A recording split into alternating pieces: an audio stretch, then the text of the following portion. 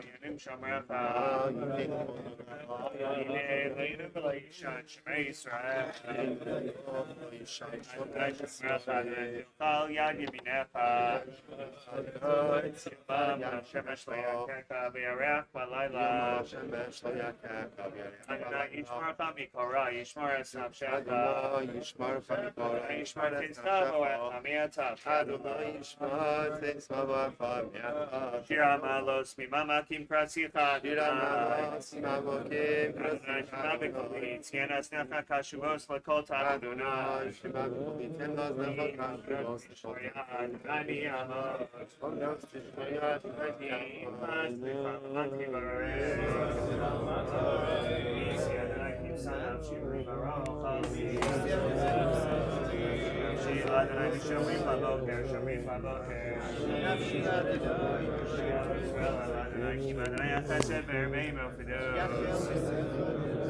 Yiftes Yisrael, Mikol Avonosav. Achenu kol beis Yisrael Nesunim Mitzrav Shiv Yahamdim Bein Mayam Bein B'Yavasham Makom Yirachem Aleim V'Yotzei Mitzrael Yibacha.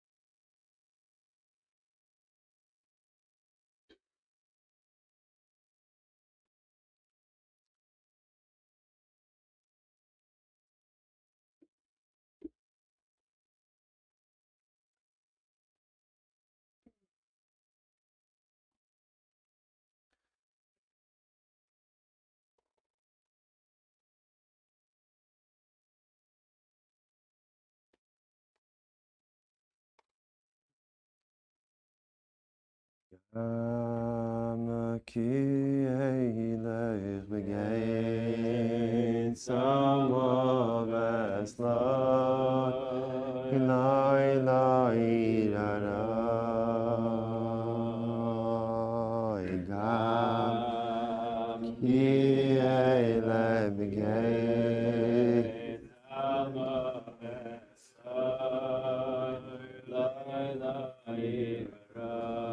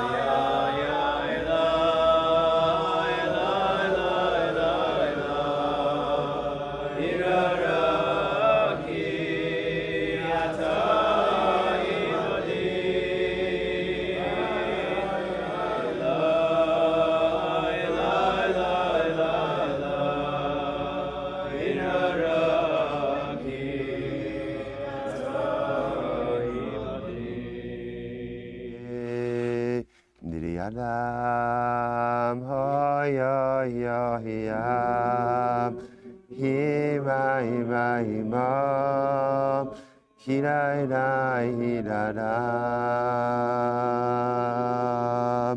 hay hay ya hiyam hirarai rai ram hay ya hiyam Indriya la la la ya ya ya ya Hira ra ra ra ha ya ya mama ha ya ya ya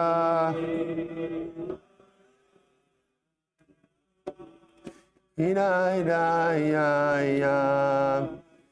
Ira, ira, ya, mama.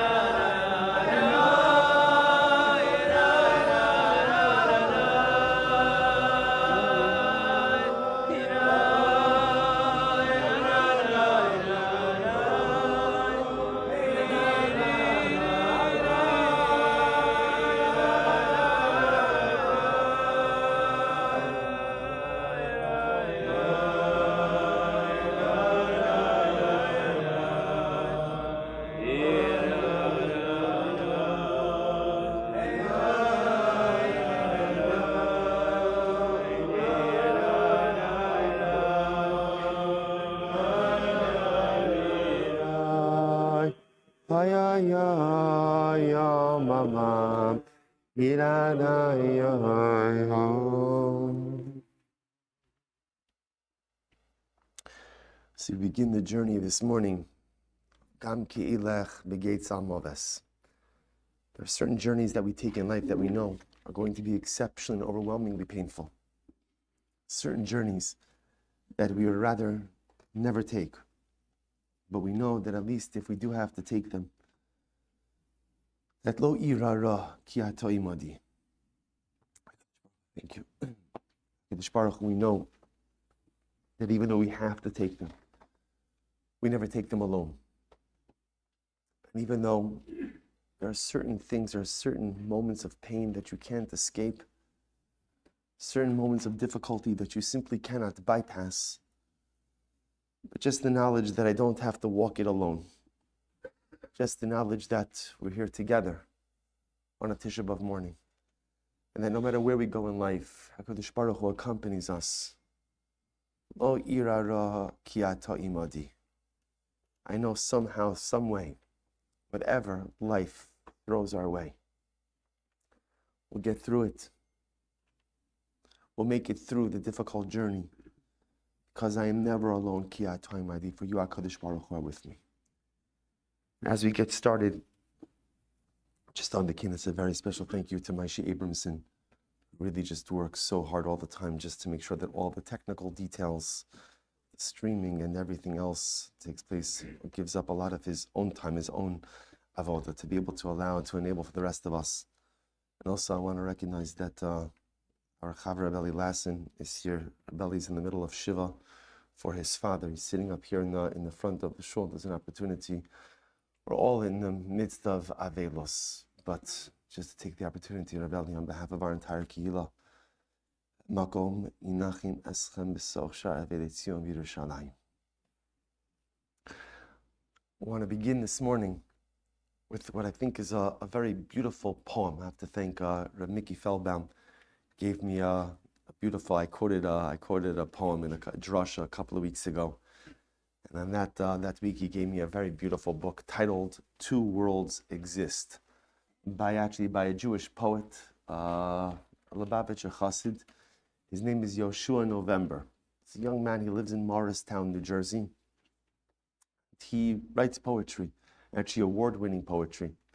And I want to open today actually with a beautiful poem that he wrote that I think helps to frame the day a little bit. The title of the poem is actually the title of the book, called "Two Worlds Exist." It's on page 1 in the packet. If I wear an ice suit, I can fly beneath the sunset and not burn, my son said. From the back of the van as we drove over the bridge beneath the pink sky. And if I wear an ice suit, I thought, perhaps I will finish my days without roasting in the oven of what one human does to another, or the furnace of what God does to man. Once in shul, I sat across from a rabbi who spoke of suffering. He said, I don't have feet to stand on to complain, but I remember standing in a room 30 years ago, the Rebbe raising his voice to call God to task. A week earlier, at the ritual bath, the mikvah, the rabbi realized he had forgotten his white Shabbos shirt. In the sanctuary, I watched him stand up to pray the silent prayer in his undershirt and a long black coat. What role do these moments of minor embarrassment play in a life of greater miseries? Could the rabbi concentrate on his prayers? And if so, what did he ask God for in that moment? If I had worn a cage of ice around my heart, it would not have cracked as I stood in the cheder narrow hallway and heard the principal's matter-of-fact voice say concerning one of my children, we cannot help her. And if I wear a band of silence around my head, I will hear nothing. What my youngest daughter hears. Yoshua November has a child who's deaf. I would like to rise up and lodge a complaint before God.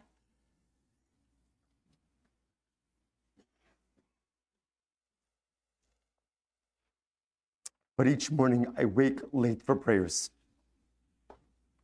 and rush to catch up with the other worshipers. Once my wife turned to me and asked, do you think this happened because God wanted it to show us what innocence looks like? Isn't she happier than the others?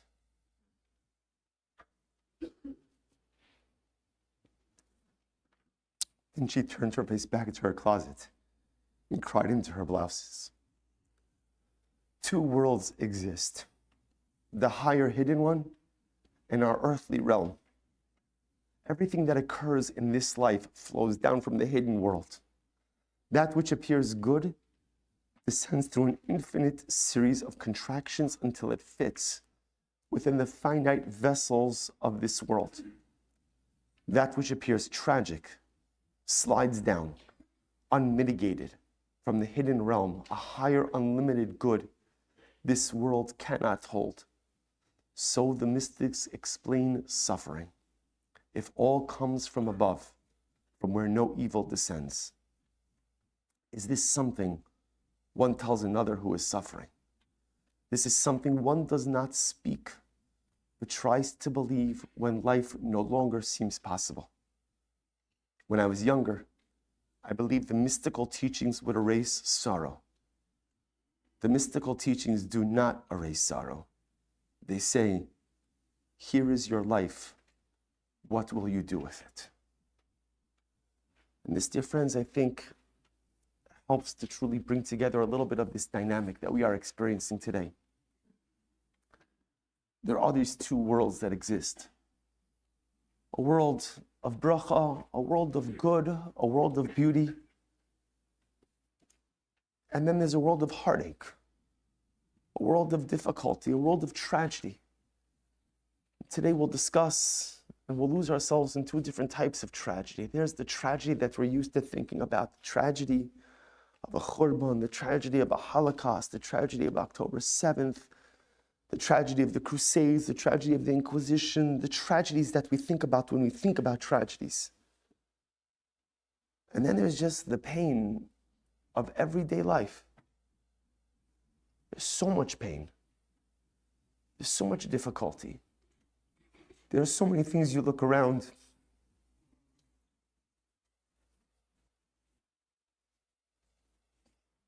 and one could easily be overwhelmed by the day-to-day sorrows which exist within this world. And that's all Tisha B'Av. Because Tisha B'Av is the day when we reflect on that which is broken. There are things that are broken because other people have done things to us. There are things that are broken because HaKadosh Baruch Hu just chooses to run his world a certain way. Two worlds exist. The higher hidden one, and there's beautiful good that comes down. Then there are other things that come down from this higher world that we simply cannot understand. And they hurt us. And they sit on our soul. And they threaten to break us. But at the end of the day, if there's one thing we know, no matter what the suffering, no matter what the difficulties, nothing breaks us as a nation, nothing breaks us as individuals. Sometimes the message of Tisha B'Av is, here is your life. What will you do with it? Over the course of the morning, we're going to vacillate between stories, insights, Kinnos, Shira. So now we'll turn to page 23 in the back of the Kinnos packet. Together recite Kinnos Vav. Page 23, the back of the packet. Shavas surumani shimuni orai. Schia ma'os asimuni b'ajay chavirai. Sakosu mishkam yischos tevirai. Sakosu b'vgu giborai. Saf kukaf v'me'ad avirai. Ki safa avirai. Naf l'odenu b'tzul d'chuya. Eni chiksa l'chazal v'emrachya. Ha pilei gilgal chavuya. Ini ma'olales bibanis nichuya. Asav nicha me'ikra l'pchiya. V'gam alile hani bochiya. Apnei pras nuptu chasideha. Pal gisuf sakra kari sodeha. Achad chit shila otakav sodeha. Patu chazreya ar aye chasideha. Patu maser balinida. Perso tzion yadeha. Al har tzadu shane midonai. Tzafo rashi zedoni tzamsu benov lamo zedoni. Tzurnatra stora midonai. Tzakami bime bendinai. Tzadiku Adonai. Ato kelim ichpato me'adi ermuni. Kirafta boila vayachemuni. Rasi yoshei givon odheim zermuni. Holy Nashmiya Barabigimuni. Kumya Barai Basel Hermuni. Karasila Mahavai Himarimuni. Amar Rachapeno Latavach Shamaru. Raisa Ki Kisanar Arenu Kamaru. Raisa Kamavacha Siviuch Kamaru. Rapta Biadichas Kalinkom Kimamaru. Revin Achide Migay Amaru. Re Adonai ki tzarli me'aycham amaru. Ashivenu sisi shima legaitzeini. Shib tamremos chatilat geini. Sisi misharei devir domu lalini. Shamata zmura sapechin letatoini shapu benado. Kata savieni shamun hagi kenachani. Tab chakta b'keso panecha. Tashiv lehem gemur ka'as chazos panecha. Hidop Selmon, Yotzeirat Funacha, Titin Lapab, Nosase Pininacha, Tikra the Shankram Kos, Kamosipinacha, Tabal Karasam, the Panacha, Avo Atsara Shekilano, Invo Hamas, Bechemani Alano, Al Khalaf, Bechabar Lano, Zakenu Bachar, Sulaki Valano, Ram Baretna, Hakulano, Tcharadona, Mehaya Lano.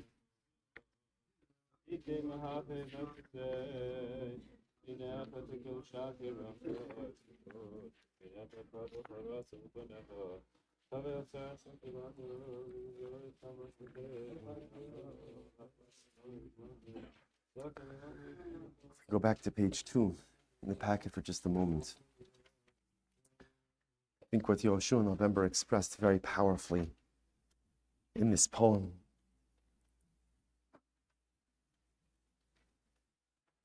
is this idea that we believe, like Chazal tell us, mi'ito, like the pasuk says, mi'ito lo teitze hara, that evil doesn't come from HaKadosh Baruch Hu. Nothing that's evil comes from HaKadosh Baruch Hu. What does that mean? It means that in some way, somehow, everything that comes down to this world, everything that occurs to us, somehow, some way is Latova. Sometimes the good could be perceived, sometimes the good could be understood, sometimes the good could be felt. Sometimes, as contradictory as it sounds, the good is so painful. The good is so difficult that sometimes the good looks like anything but good. But what he posits, and I think is so powerful, that sometimes the good that HaKadosh Baruch Hu wants to send down to us is so overwhelming that it can't be contained in the kelim, in the vessels of this world. Sometimes tzimtzum, the contraction, is not possible. It flows down to this earth as unmitigated pain, unmitigated tragedy, but somehow, some way, it's our avodah to try to sift through it and see the good. And chevra,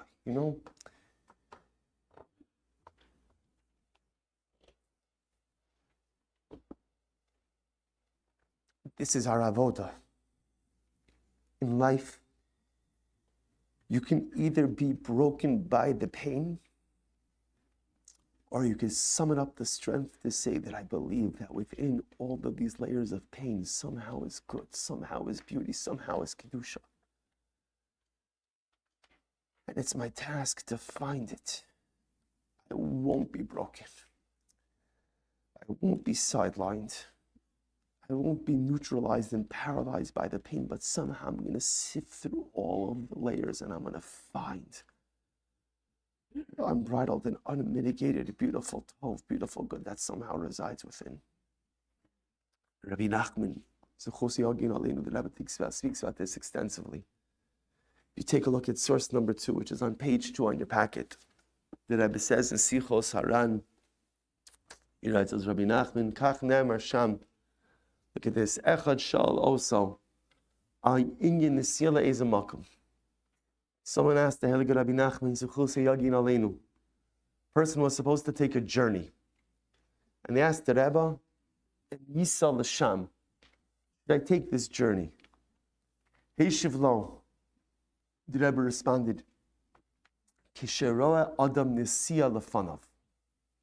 When a person sees a journey in front of him, Ein lo lehis akesh lemnoa mizeh.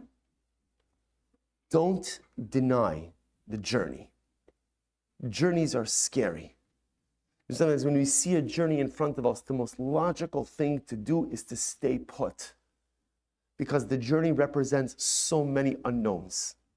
The journey represents so many potential difficulties. The journey often takes me into uncharted territories. And so human nature is, I don't want to go into uncharted territories. I want to stay where I am. I want to stay put. But the Rebbe says, Kisheroa Adam Nesia Lefanav, when a person sees a journey in front of him, Ein lo lehis akesh limnoa mizeh. Don't resist taking it. Don't resist embarking on the journey. Leishev b'veiso dafka. Resist the temptation to stay at home. Resist the temptation to stay in your comfort zone. Resist the temptation to stay where you are. Look what the Rebbe writes. Why? Ki b'chol makom sha'adam nosea l'sham hu metakin sham ez davar. Because everywhere you go in life, you have the ability to fix something. If HaKadosh Baruch Hu presents you with a journey, it means He wants you to take it. Why? Because you have something to do. Because you have something to accomplish. Because you have something to fix on that road that has not been taken. Rak, sheizar lio shomer min averechas v'shalom. But every journey presents its own challenges. Every journey presents its own pitfalls. So a person must be vigilant to avoid the pitfalls of the new journey. Azai, kol adam mitakin b'chol makom shunusei l'sham. But the Rebbe says, just remember, wherever you go, you have a mission. Wherever you go, you have the ability to fix something. Afilu ish pashat legamrei. Even the simplest of people, if the Ribono Shel Olam presents you with a journey, take it. Be careful, because there are always pitfalls. But if you've been presented with the journey, it means that you have something to accomplish. And he goes on, and there's a beautiful sefer titled Kikarov, which is a beautiful sefer of his Orus out of Eretz Yisrael. Tell a story over here in their section of Tisha B'Av. Bechabad, Yesh Nigunim, on source number 3, on page 2 still. In Chabad, there are certain nigunim called the nigun hachana, a preparatory nigun, a specific tune, a specific song that you sing in order to prepare yourself for something. Even sometimes when the Rebbe was about to give a discourse, about to give a mimer, there was a particular nigun that you would sing to put yourself in the right mindset. Kimo nigun hachana l'shiras arba bavos, pamachos, bisvadus shal Rebbe Rashab Milubavitch. One time, the Rebbe Rashab was the Rebbe of Dov Ber Schneerson, the 5th Rebbe of Chabad, who lived from 1860 to 1920. So one time, the Rebbe Rashab was getting ready to give a mimer, who sam leiv shabochrim, Talmidei HaYeshiva Bechasero, sharim nigun b'chipazim. So there was a nigun that they were supposed to sing before the mimer, before the Rebbe gave his discourse. The Rebbe Rashab sensed that they were singing the nigun quickly. Why? Kedei lahagia lemashi yavo acharov, kishakavana l'shmias haTorah. This is beautiful. They were rushing through the nigun. Why were they rushing through the nigun? So beautiful. Because they wanted to get to the shir. They were there to hear the Torah of the Rebbe. That's what they wanted. The nigun was the preparation. The nigun was the journey. They wanted to rush the journey because they wanted to get to the destination. The destination was the mimer of the Rebbe Rashab. They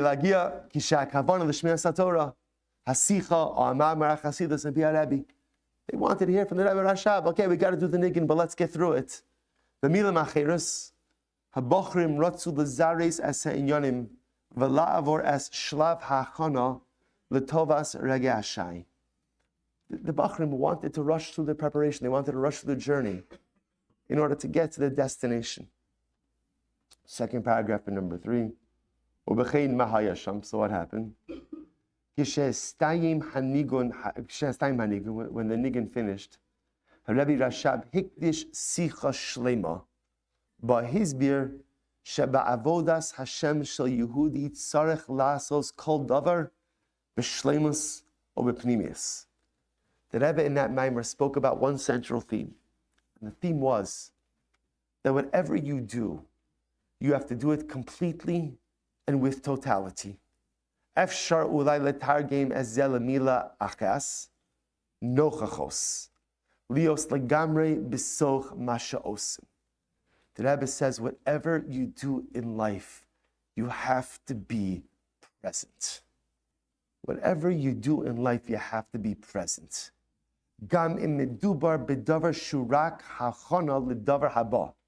And even if you're just engaged in a preparatory act, even if you're just doing something that's preparation for that which is to come to it, even if you're just engaging in a journey in order to get to a destination, kol od nimsaim bo tzarich lios munachim bo legamre. Whatever you do in life, you have to be fully present in that thing. Achar kach yagia hazman ledavar haba. Afterwards, you're working towards the next thing, you're working towards a destination, you'll get there. V'gam osa yasu b'shleimus. Whatever you do in life, you have to be fully present. Rabbi Nachman teaches us that there's a power to the journey. And if HaKadosh Baruch Hu presents you with a journey, take it. Don't be afraid to take the road less traveled. Don't be afraid to take the journey even though it has so many unknowns. And the Rebbe Rashab says, and when you take the journey, don't make the mistake of thinking that the journey is only an end to the destination. The journey is powerful as well. Be present in the journey. Be wholly present in the journey. Give yourself over to the journey. Dear friends, the reason I shared this with you, I think, is obvious. We come to this day, and we often look at Tisha B'Av as a means. Tisha B'Av is a means to get to Geula. Tisha B'Av is a means, ultimately, again, to get to Mashiach. Hazorim bedima barina yiktzoru. Those who go ahead and plant their seeds and water their fields with tears, barina yiktzoru, will rejoice. with incredible joy. So we look at this day as the day in which we water our collective national fields with the tears of our sadness, the tears of our brokenheartedness. That this is a means. And the goal is, let's get through it. Let's get through it. But Rabbi Nachman, the Rabbi Rashab teaches us that that's not true. There's power in the journey. But there's only power in the journey if you're willing to be present in it. That we have to lean into it. That today we have to be fully involved in Tisha B'Av. There's no Erev Tisha B'Av, and there's no Motzei Tisha B'Av. Right now, there's only now. It's only now. And if we allow ourselves to be fully present in the journey, then there's no telling what the destination could become. Because if you rush through the journey, you compromise the destination. If you rush through the journey, you don't get the same results.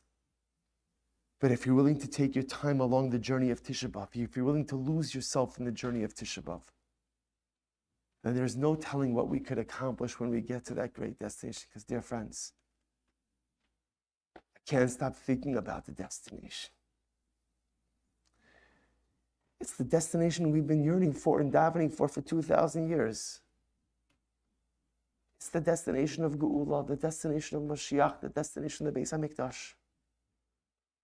You know, last night, there was a beautiful program here that the shul co-sponsors every year with incredible kids, Moritz Siri Price of incredible kids, and there was a beautiful gathering for girls, middle school girls. It took place after Kinnos here in the shul, in the courtyard of the shul.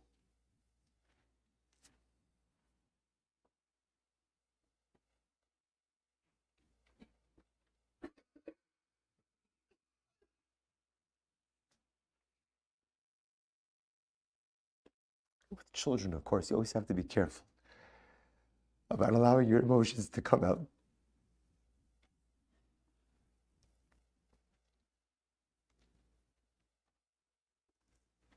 Too much. And as I stood in the middle of that beautiful circle with all of these precious girls, precious neshamas, you know, and they're just doing kid stuff. Like little girls. The whispering. They were killing bugs because there were a lot of bugs out last night. I thought to myself,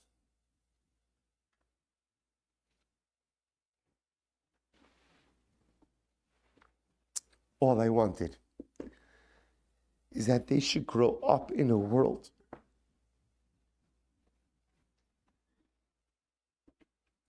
where there is Geula. That they shouldn't grow up in the world that we have now, a world where there's so much anti-Semitism. Ki hayinu lagva keles bagoyim. Baruch Hashem, it's not a time of nechshavnu litzon. Habach Yuval. That's not. Jewish people are in a different state. We're in a different being. We are strong and we are confident. And if you hit us, yes, we hit back for the first time in thousands of years. But I just stood out there and I thought to myself that if I could have anything in that moment, I could have anything in that moment, it would just be that these precious children should grow up in a world where there's a Beis HaMikdash. That these children should grow up in a world where there's Geula, where there's Tchias HaMesim, where there is no longer any terrible sinas chinam that tears our people apart day after day. That we should learn how to dialogue, that we should learn how to talk, that we should learn how to reconcile our differences, or even if we can't reconcile our differences, somehow learn how to live b'shalom with one another. And they're totally unaware They're too young to even understand what Tisha B'Av really is, and they're too young to understand what it is that we've lost over thousands of years, and they're too young to understand what it is that we need more than anything out of this world. But this is the journey. And the more we maximize the journey, the more we lean into the journey, the more, like the Rebbe Rashab says, that we are present in the journey. The more, like Rabbi Nachman says, we are not scared to take the journey, but we lean into the journey of Tisha B'Av. And the more realizable, and the closer the destination of Geula really becomes. Rabbi Nachman says that to maximize this journey of Tisha B'Av requires one core reality. Take a look at source number 4. The Rebbe says, and this is such a profound idea, he says, Rabbi Nachman medame es hatchusha hakefufa shel hanefesh laosnun hakefufa. Nin shefufa nishpeles miskapeles el atzma bebechi mar shel Kinnos. The Rebbe says something very beautiful. He says, I'll just tell you this a little bit outside. He says, if you look in the Hebrew alphabet, the word nun can be written in 2 ways. There's what's called a nun kafufa and a nun pshuta. So a nun kafufa is like, again, like a middle nun, not like an end nun, not like a nun sophis, but a regular nun. And if you look how that's written, just in what we'll call ksav ashuris, you could see, if you look at the word Kinnos, like if you look in the first paragraph of source number 4, the last line of the first paragraph, Kinnos. So if you look how nun is written, nun is a letter that folds onto itself. It folds onto itself. But that's only when nun is written in the middle of a word. There's also what's called the nun pshuta, what they call an end nun, a nun sophis, a nun written at the end of a letter, on the end of a word, which is just a straight line. And the Rebbe says something so beautiful. He says one more paragraph in source number 4, second paragraph. Lu'umasa, yesh nun pshuta, shebepashtos shela haise yichola lahavi ripoy lekfifos shalanun. Habechi hapnimi shel adam mikonin al atzmo ba'al chayav. Hayoyochal lekabel zekifus koma v'havra im hayamuchan lekabel as hapashtos shemetzia osanun. Rabbi Nachman says as follows. He explains that there are 2 different ways in which you could deal with suffering. Sometimes pain is so overwhelming, so intense, that it causes you almost like to buckle in on yourself. That's the nun kafufa. That's the nun. The top is closing in, the bottom is closing in. The pain is so overwhelmingly intense that I don't feel a way out. I'm suffocated. I'm overwhelmed by the pain and the suffering. The walls are literally closing in on me. But the Rebbe says you don't have to deal with pain that way. There's another way to deal with pain. And that's ultimately to allow it to flow through you. To allow it to flow through you. To recognize that the pain is here. And the pain is not going to go away. And no matter how much I try to ignore it and how much I try to numb it, it is a reality of my life which I have to live with. But I'm not going to allow it to cause me to cave in on myself like the nun kafufa. I'm going to be like the nun pshuta, the nun. That letter, it's long and it flows downward. I'm going to let the pain flow through me.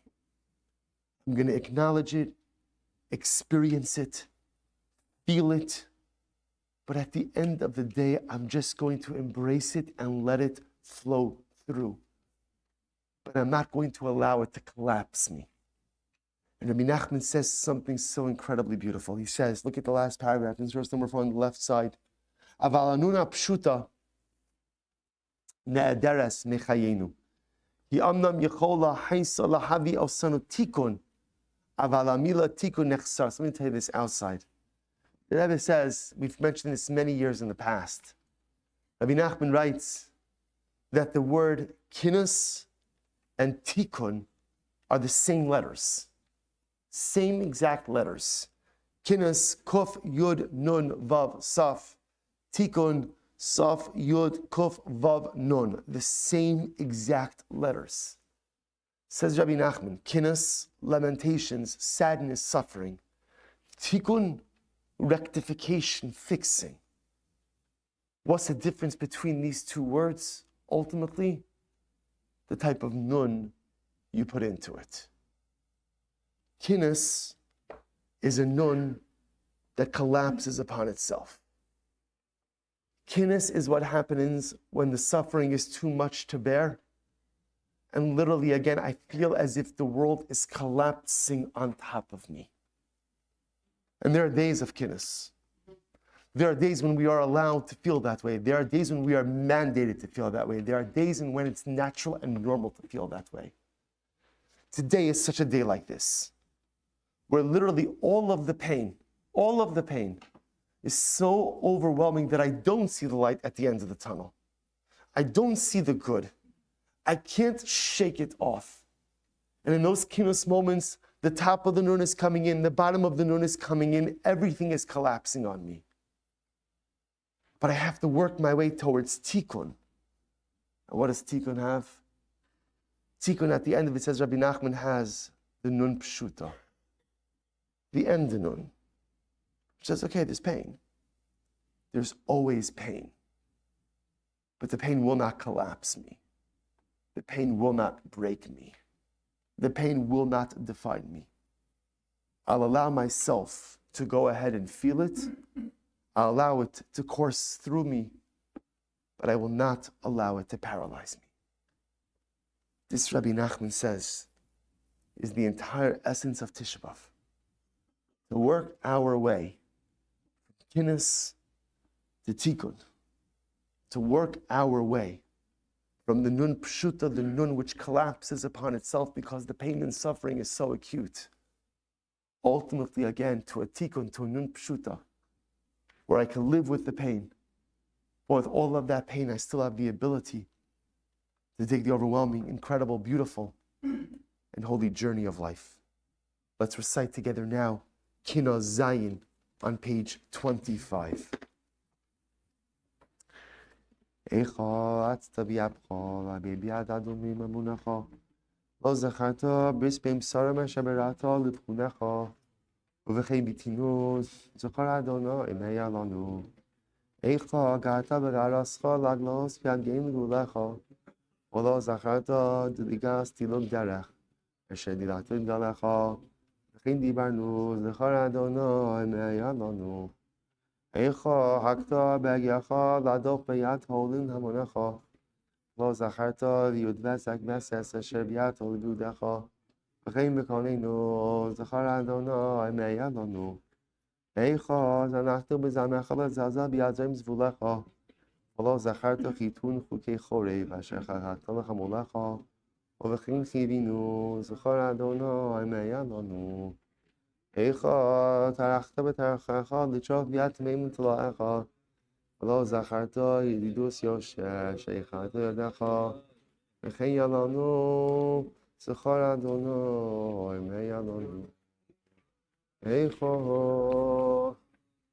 kibanta b'kascha l'chalos yad koshim kamecha v'lo zacharta l'znach l'olam asher imata l'kuchacha v'chein nahagnu zachar Adonai emeya lanu Eicha milata mascha l'mchos yad monim misanecha b'nasecha v'lo zacharta nisyas nosas nesher asher asas n'suecha v'chein nahinu zachar Adonai emeya lanu Eicha sachta b'sarcha l'saya b'yaseh b'msadecha v'lo zacharta os adi adim asher yitarta avadecha v'chein nahinu zachar Adonai emeya lanu Eicha patzta b'pachtecha l'vager b'yad prisim pla'echa v'lo zacharta tzalas v'tzedek asher tzapam b'tzvacha v'chein saknu zachar Adonai emeya lanu Eicha karasta b'kriyascha l'knos b'yad kamim k'ro'echa v'lo zacharta regesh rechev v'bosem asher atzisa l're'echa v'chein raganu zachar Adonai emeya lanu Eicha shafta b'shavcha l'shalos yad sholim l'shlemecha v'lo zacharta tokef taltalei toar asher tikant l'smimecha Amheisanu, Zachar Adonai, Me'alanu. Hanin Mishmor Kamayim, Mamah B'Yom Zeh Nishpina Pamayim. Zachar Yosem Yoshevet Shabbat B'Yushalayim. Aganti V'Atad Ad Chok Shomayim. Ya Habeit Mishamayim Moriyah. Ki Hayinu Lakvaka Eles Magoyim.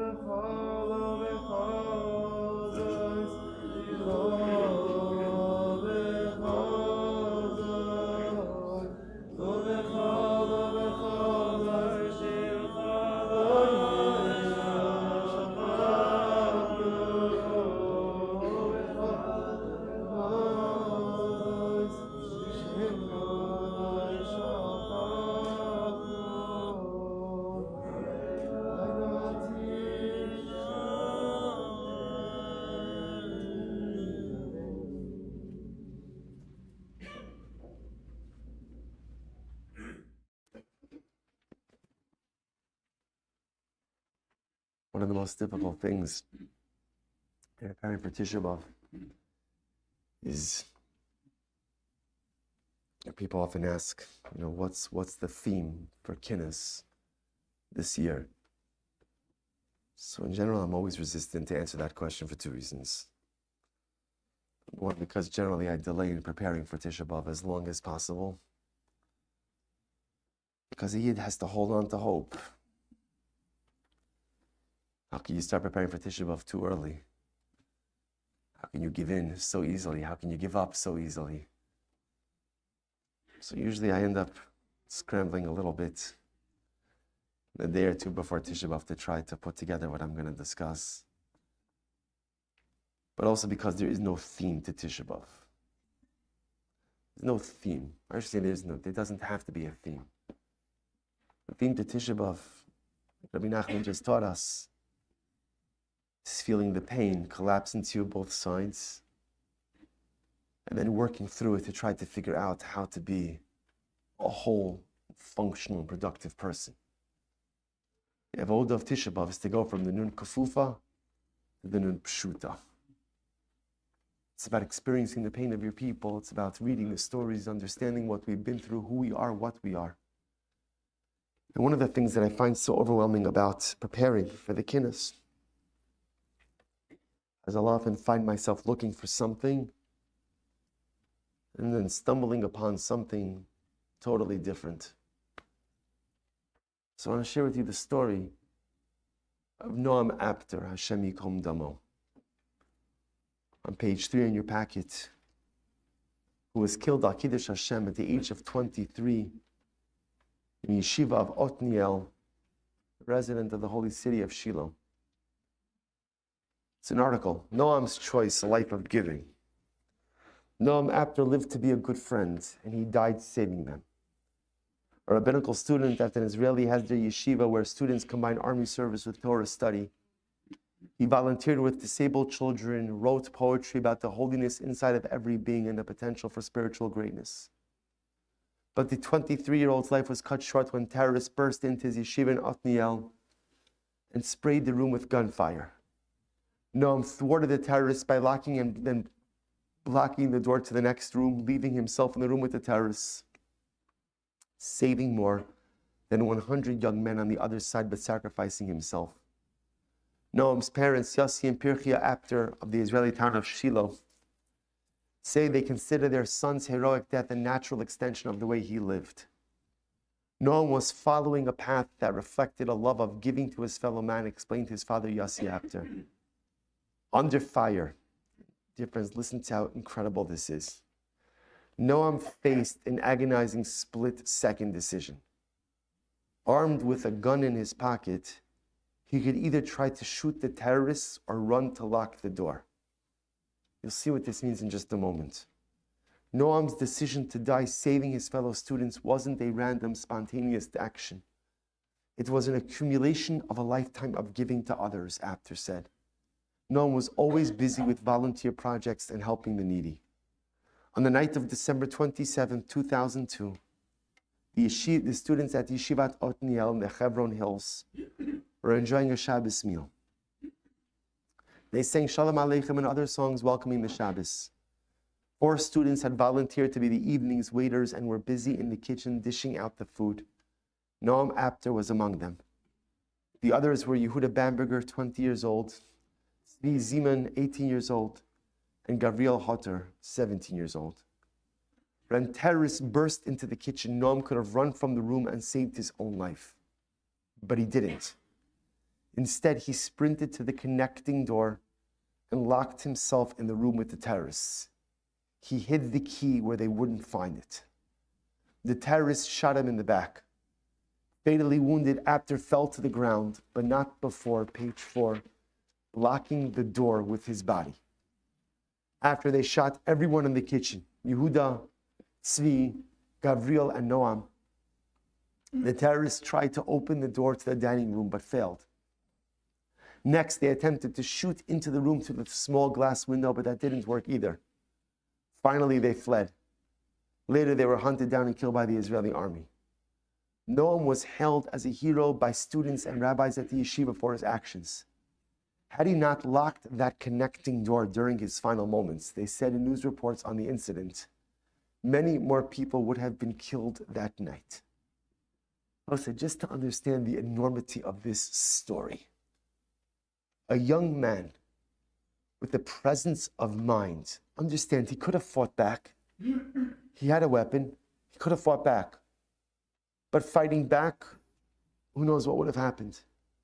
So he made a conscious decision to lock the door from the kitchen to the dining room. Hundreds of students of the yeshiva in that dining room. He locked the door, hid the key, and blocked the door with his body.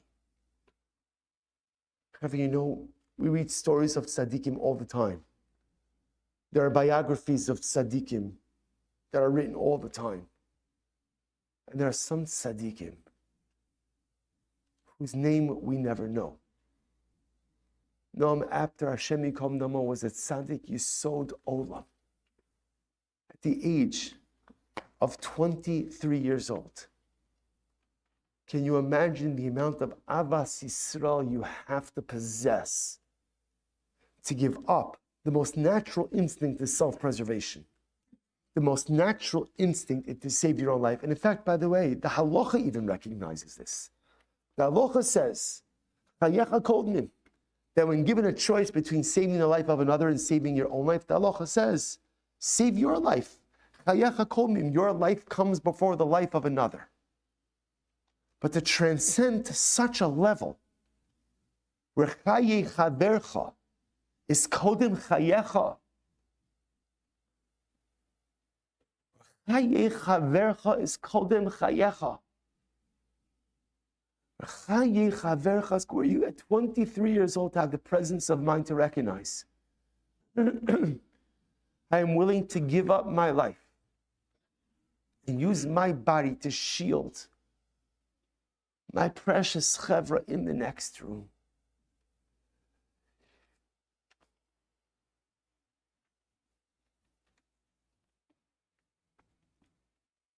Ashreinu, sheyesh lanu noam kazeh.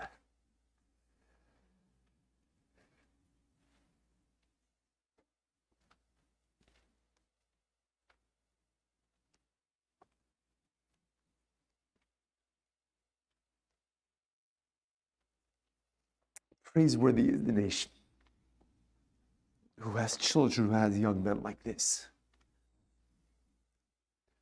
I remember we read this story, and at first glance, it feels like the Nun Kofufa. 23 years old.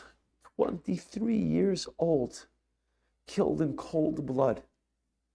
Never had a chance to marry, to create a family. Who knows what he could have contributed? So the Nun Kafufa feels like it's about to close in on us. How could a heart carry such overwhelming and incredible pain? But then Rabbi Nachman reminds us, he whispers in our ears, don't get stuck in the bent Nun. Don't get stuck there. Work towards the Nun Pshuta, the end Nun, the straight Nun. It's so painful. But this is our koach. We come from a people who possess boundless ends of Avas Yisrael. If we ever read a story like this, we have to ask ourselves, what are we willing to sacrifice for Avas Yisrael?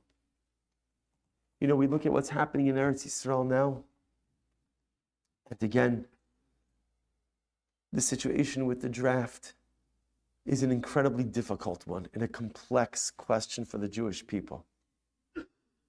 But I just have to say one thing is clear, which is any approach that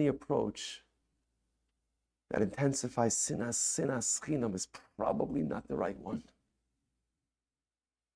And yes, we have to find a way to find solutions to complex things, but we have to find a way to do so with Avas Yisrael.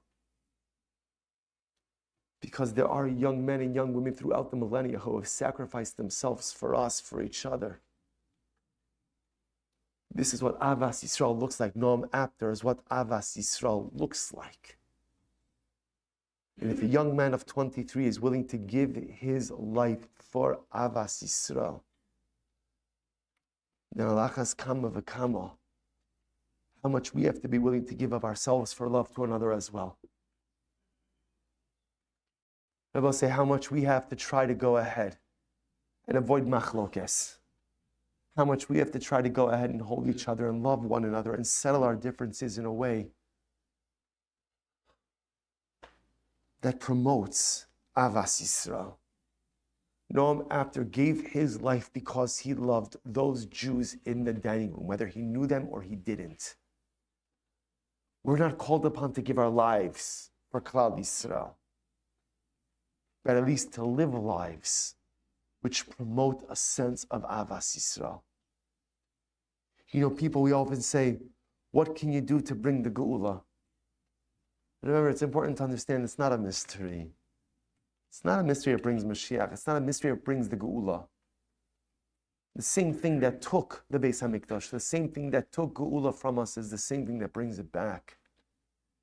And if sinas chinam, if hatred took it from us, then avas chinam, then love, then dialogue, then an ability to settle differences again in ways that promote shalom. That's what will bring the Geula. There's no mystery about what stands between us and Mashiach. No mystery. It's just really difficult. Noam Apter understood what it takes to bring the Geula. The shaila is, do we have that same strength as well? In our own lives, the ability to settle differences. And when things happen that we don't like, do we have the ability to deal with them in a menschlich, shalomdik manner? And recognize that even if I'm hurt by the actions of the other, I'm going to suppress the natural inclination to pounce and just figure out a way to coexist, to be together, to create shalom. There is no mystery what stands between us and the Geula. It just requires the courage to act upon it. It requires Noam Apter courage to be able to make it happen. After his death, his parents found on his desk a whole collection of poems that Noam had written. You know, one of the most interesting things I find about Eretz Yisrael Jews, I don't know one Jewish American who's a poet. Besides Yoshua November, now I know one. What I find amazing, and I don't know what this is, in Eretz Yisrael, right, how many of these stories of these fallen soldiers, and then after they're killed, Al Kiddush Hashem, somebody finds poetry that they've written? I don't understand it. Maybe it's that the neshama of Eretz Yisrael Jews is just wired differently. Maybe it's that if you're an Eretz Yisrael Yid, you have a nitzutz of the neshama of David HaMelech, the greatest poet of Klal Yisrael, who wrote poetry in the most difficult and dire of times. I don't know. I always find it amazing. Eretz Yisrael Jews seem to be inherently and naturally poets. And after he was killed, Al Kiddush Hashem, they found a trove of poetry. On the bottom of page 4 is one of Noam Apter's poems. Look what he writes. He says, L'chol echad yeshes hamikdash ha'ishi shalo. In every Jew, there resides his personal Beis HaMikdash. His haneshama shalo. Every Yid, every Jew has a neshama, has a soul. Shalapamim chareva, ulapamim nivnis. Sometimes my mikdash, sometimes my personal temple is in a profound state of ruin, and sometimes it's built. And sometimes I'm so distant and I'm so broken that I don't even recognize that I have a Beis HaMikdash inside of me. However, each of us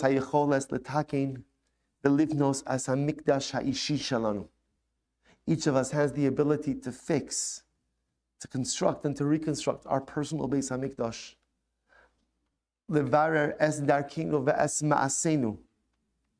Clarify what is our path and what are the deeds we should be engaging in.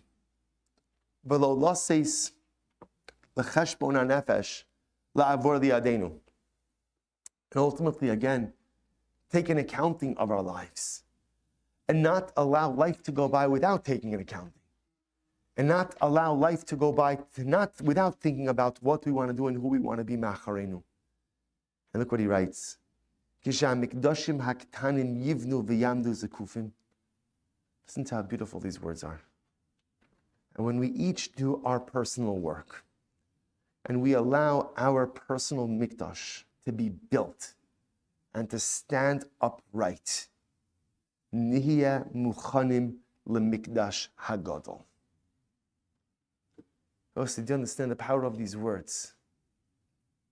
When we do our part and we build our personal mikdash, and our personal mikdash is built, and our personal mikdash stands tall, and we have done the inner work of working on ourselves, working through ourselves, seeing what's good and building on it, and seeing what's broken and fixing it, and seeing the work that we need to do in this world. When we work on our own mikdash, and our own mikdash is beautiful and standing, then nihya muchanim lemikdash hagadol. Then and only then will we be ready for the real Beis HaMikdash, for the Mikdash hagadol. Only once the personal mikdash is in a state of preparedness, only once the personal mikdash has been rebuilt and has been rectified, then and only then, Yemuchanim lemikdash hagadol, habayis ha'olami, sheyachzir es hashchina li'olamenu. Only once we finish our personal work, and only once we finish constructing the personal mikdash, will we be ready for the Shechina, for HaKadosh Baruch Hu, to come and to rebuild His. Noam after Hashem Yinkom Damo was privileged to lead a life in which he built his mikdash. The shaila is, are we ready to do the same? Are we ready to do the work? Are we ready to fix that which is broken? Are we ready to become more ambitious in the lives we want to lead and the things we want to accomplish? Are we ready to steady our petty differences? Are we ready to become Jews who are focused on one thing and one singular goal, which is Avas Chinam? Are we ready to build our personal mikdash? Because if we're each ready to do it, I think about this all the time. You know, it's always, I don't know, I had this thought that the holiest days of the year and the days in which we could affect the greatest amount of change are also the days that we are deprived of caffeine. Right? Yom Kippur and Tisha B'Av. Right? Ever think to yourself, what I could accomplish on Yom Kippur with a cup of coffee? Just one. A big one. A very big one. Just give me one cup of coffee, right? And even Tisha B'Av. I can go without food. But just give me one cup of coffee in the beginning of the day. I'm like, all right, I'm ready to go. But it's by design. Because it can't be the caffeine that does the work. It's just got to be me and all me. No stimulants, no aids, no performance-enhancing drugs. Just me and all me. Today is the day where the avodah is a simple one. Noam after Hashem Yinkom Damo told us. You know, we'll say, this is Tisha B'Av right here. Today is the day where I have to make the conscious decision. Am I willing and brave enough to build and rebuild my personal mikdash? That's it. Am I willing to take inventory in my personal mikdash about what's in a state of disrepair? There's a lot of stuff that's good that needs to be built upon. But there are a lot of things that are broken. Am I willing to do the work to look inside and to figure out what's broken, what's in a state of disrepair, and rebuild it? And Chavra, can you imagine? It's only 11:10 in the morning. There's still another, 10 hours of the fast. There's only 10 hours left to the fast. If we're able to focus on that avodah for the rest of this day and to really figure out what do I need to do to build my mikdash, and the end of this day, we come out with a plan, each of us, for what we want to do to build our personal mikdash, And then at the end of tonight, I break my fast and I begin to put that plan into action. And it's Erev Shabbos tonight. I go into Shabbos with that plan. Noam Apter says, can you imagine what the world is going to become? Kadosh Baruch Hu will have no choice but to rebuild his home if all of us rebuild our personal homes. It's simple, but it's complex. It's simple because it's here black and white what we need to do. But it's complex because we have to do it. But Noam Apter reminds us that it can be done. He did it in a beautiful, tragic, and heroic way. We are not called upon to build our personal mikdash as he was commanded to do so. But nevertheless, we have the ability to be Moser Nefesh to build our mikdash as well. And if we could find the courage to build our personal mikdash, then we will be Zochem Yatz Hashem to force the hand of the Ribono Shel Olam to rebuild his.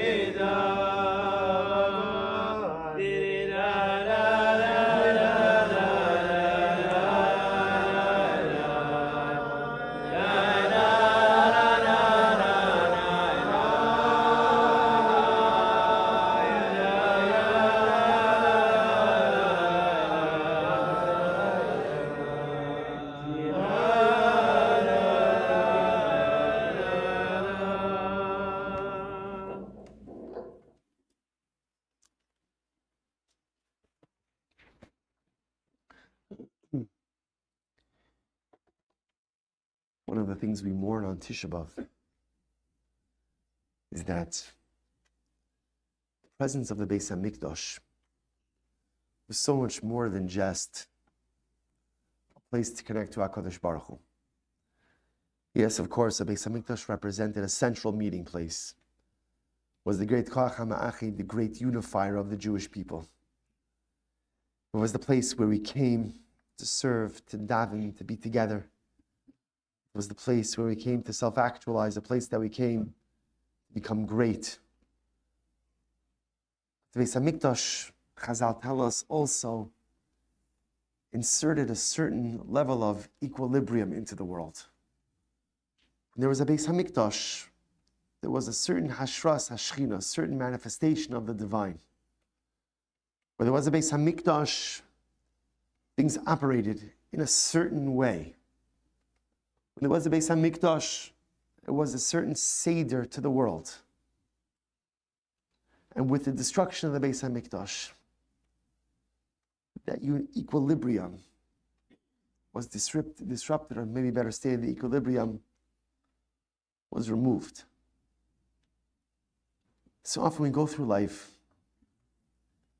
and we hear tragic circumstances that defy comprehension.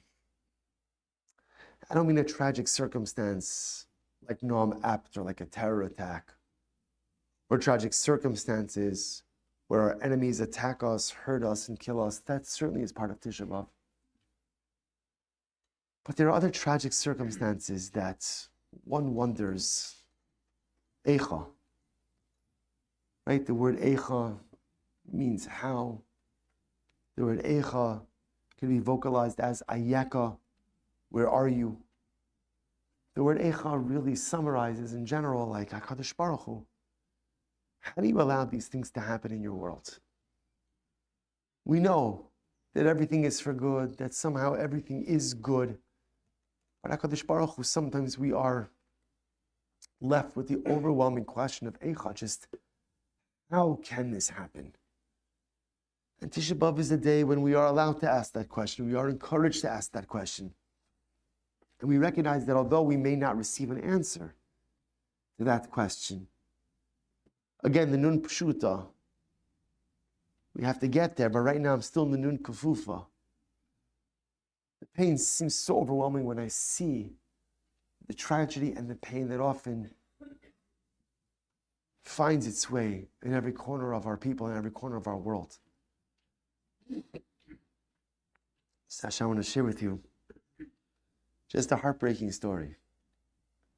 The story of a little boy, a beautiful, beautiful little boy. Eli Yehonatan Ben Shabbat. Ben Shabbat is his last name.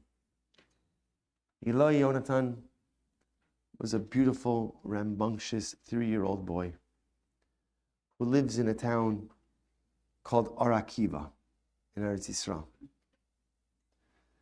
And if you look, this is actually from a post that his father wrote.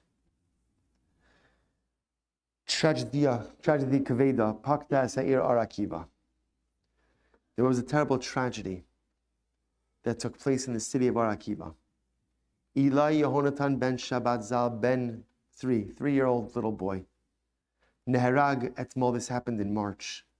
Neherag etmol betunat drachim, he was killed in a car accident.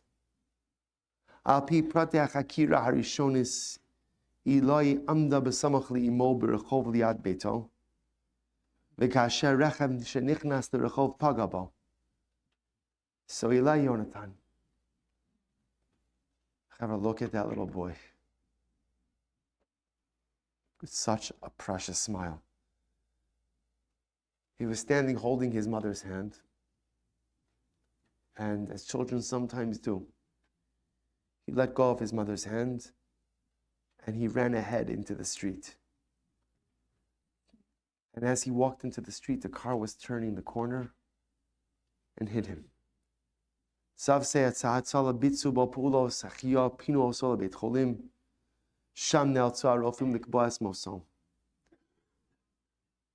And as much as Hatzalah and the doctors in the hospital tried to save his life, this little boy, Eli Yonatan, was taken from his family. Aviv shel hayeled or ben Shabbat. Nifrad mibno bepost mitzmarer. So now this is what his father posted. Tahar leiv berali Elokim. Hashem created for me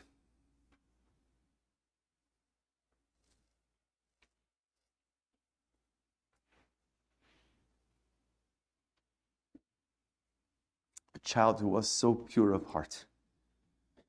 Yeled shel ar, a child of light. Katan b'shanim v'gadol b'neshama.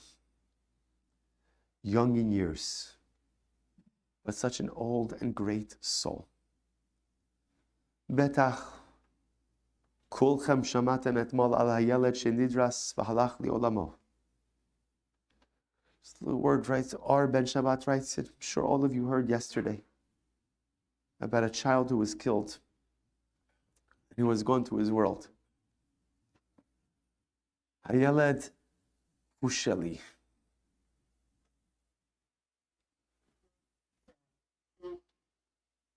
That child is my child. Ila Yehonatan Zal. Yeled Shabrit Shalo Yatza B'Chag HaSukkot. Says that child, his bris was on Sukkot. We had it in the sukkah in the shul. Hu haya im kippah, tzitzit, upeot yafot. Child with a yarmulke, tzitzis, and beautiful payas.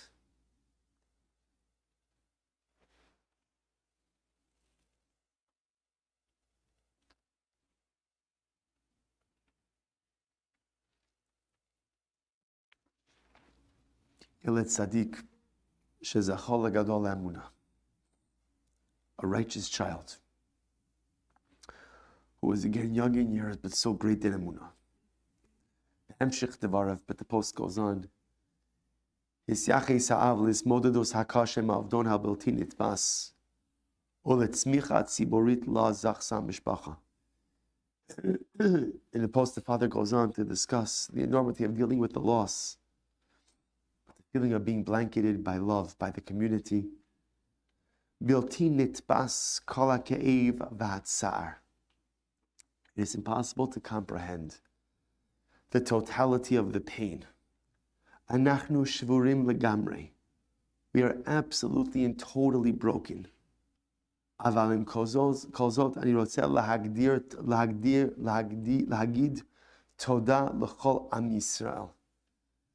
But in the same breath, I must say thank you to the entire Jewish people.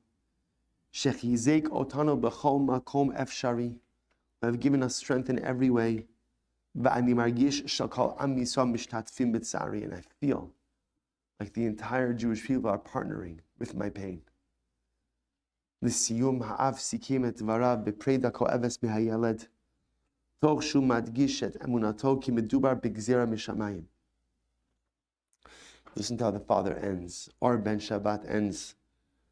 Chashuv ma'od l'tzayin sha'ani lo ko'es al af echad. I am not angry at anyone. V'lo ma'ashim af echad. Nor do I blame anyone. In fact, during the Shiva, our Ben Shabbat, the father reached out to the driver of the car to ask him to please come over. It was overwhelming. The two fathers embraced.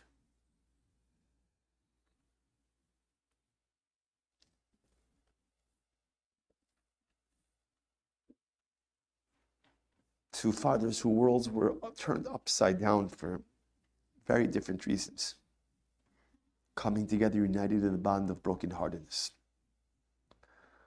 Our Ben Shabbat writes, Zot gezera mishamayim. This is what HaKadosh Baruch Hu wanted. And the Neshama Shelo Tisha'eri Tanu La'ad. The beautiful Neshama of Eli Yonatan will stay with us forever. Eli Yonatan Zal. Nishmatcha Tisha'er B'libeinu La'ad. Your soul will remain part of our soul forever.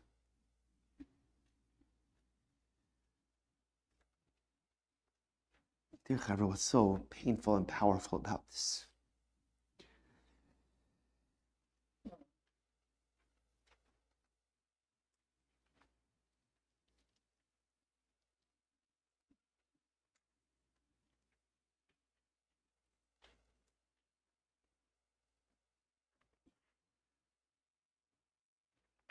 Sometimes there's just a longing for something we want so badly. But no matter how much I want it, I can't have it. And no matter how much I pine for it, I can't have it.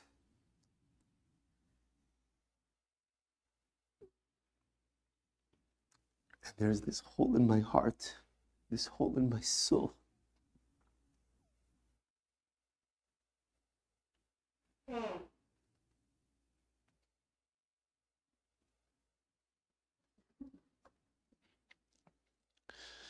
You read the words of a father longing for his son, longing for his son.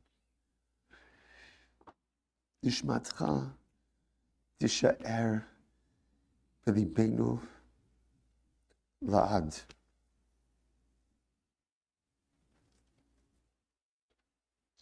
Your soul will remain part of our soul forever. There are things that we long for, things that we want so badly, loved ones we long for, life circumstances we long for. Sometimes, no matter how much we long, the things that we want most are out of reach.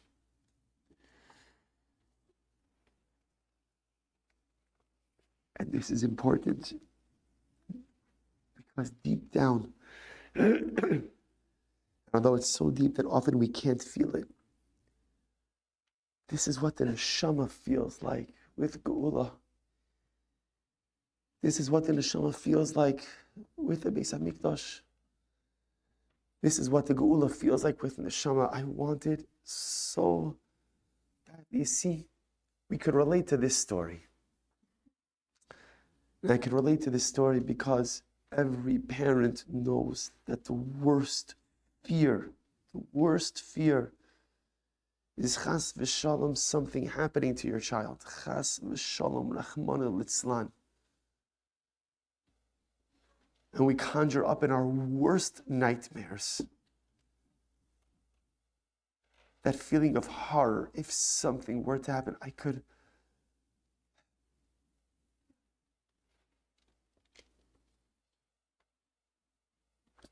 relate in some way, some small way, to what our Ben Shabbat, that longing to hold precious little boy, just to hold him once more.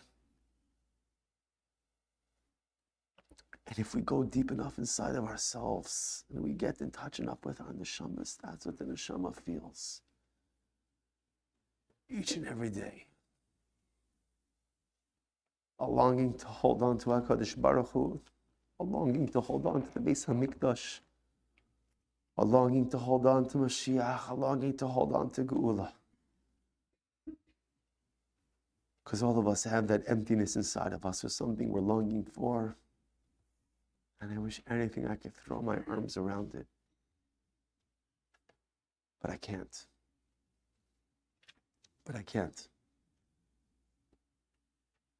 And that feeling of longing, we always go back, Rabbi Nachman says, that feeling of longing can create within us the nun pshut, the nun kfufa, the nun that folds in onto itself, that the pain is so acute, the pain is so overwhelming, that I feel like I can't go on. But again,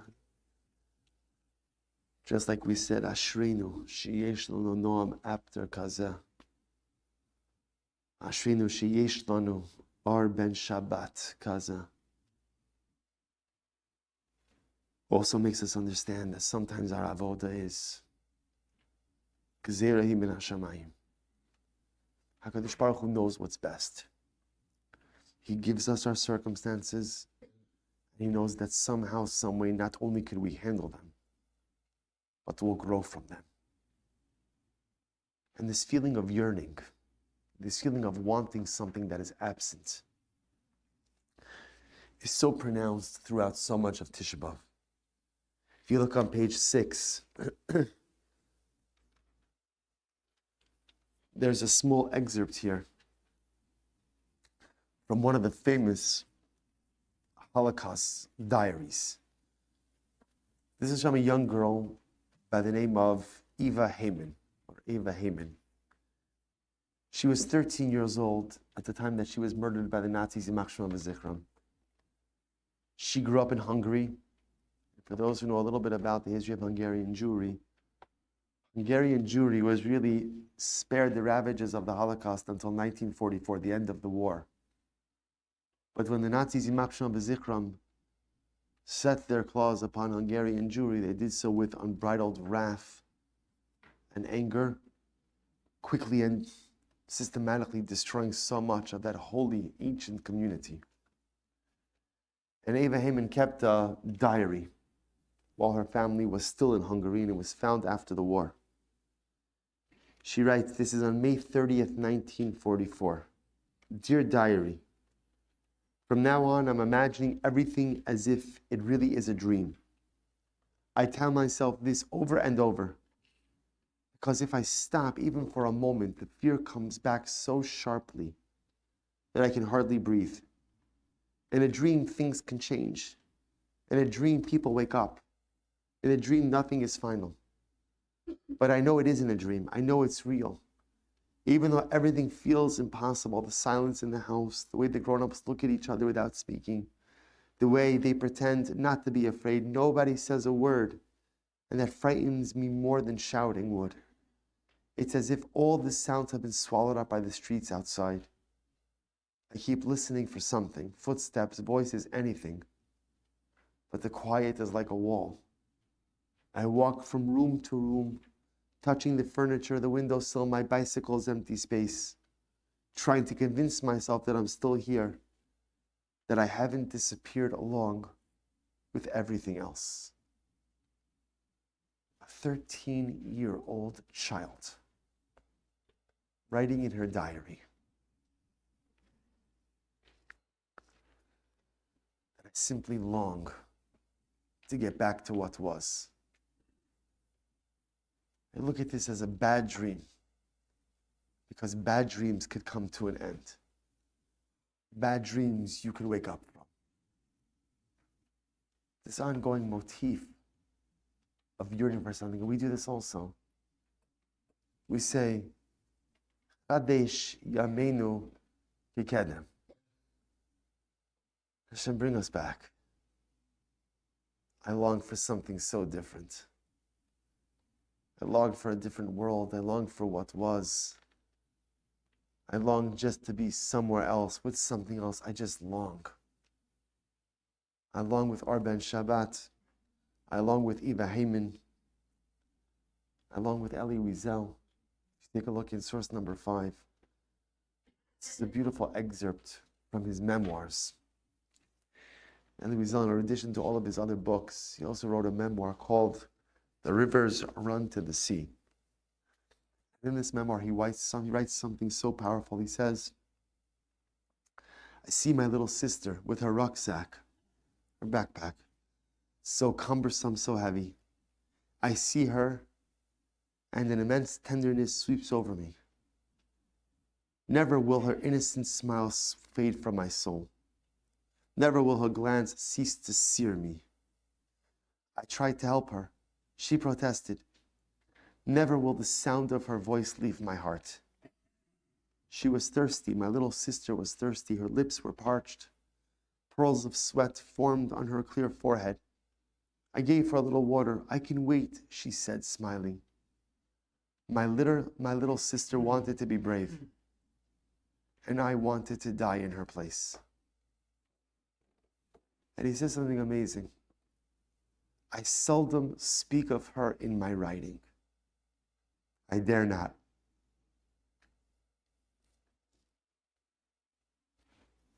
My little sister, with her sun-bathed golden hair, is my secret. I never even talked to Marion, his wife, or to my son Elisha about her. It mortifies me to talk about her in the past tense, for she is present. Her presence is more real to me than my own. My little sister Tzipora.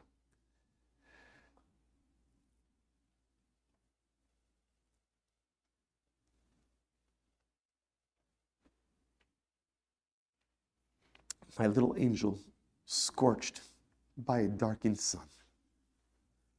I cannot picture you as death's hostage. You will remain on our street on the pavement in front of our house. I gazed at the house. We all did, with anguish. Here we had lived a Jewish family life that was now gone forever. The laughter and laments, the peace of Shabbos, the prayer of the God of Avram whispered by my mother and my grandmother, the festival of Sukkot, the songs of Rosh Hashanah, the Pesach meals, the community gatherings, my grandfather's visits, the stories of beggars and of refugees, the forbidden broadcasts of Radio London and Radio Moscow that we listened to at night, curtains drawn, shuttered and closed. I picture myself sitting under an acacia tree, a book in my hands, talking to the clouds. Tzipuka, that was his nickname for his sister Tzipora, is playing with a hoop. Come and play with me, she says. But I don't feel like it.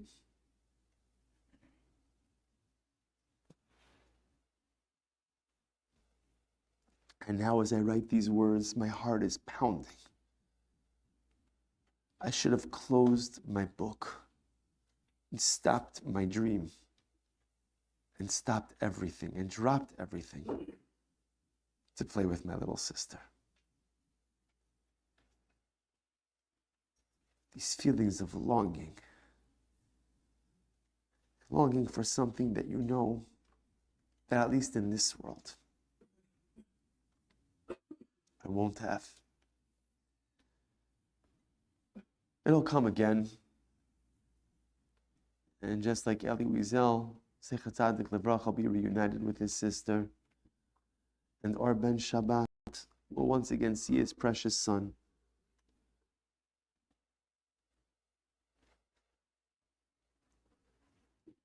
That great day will come of Tchias HaMesim. And then Shamas, of course, are together in the Olam HaEmes. But in this world we long. In this world we wait. And in this world there are these feelings of immense emptiness for the things that we want so badly, but yet feel so far out of reach.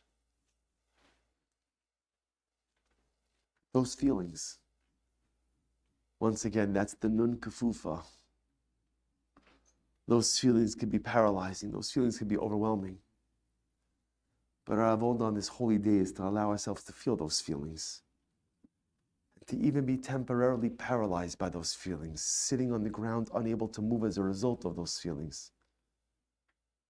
But recognizing that together, somehow, some way, we'll make our way from the nun kefufa to the nun pshuta. Ben yakir li, yakir li Ephraim, im yelechashoim, shashoim,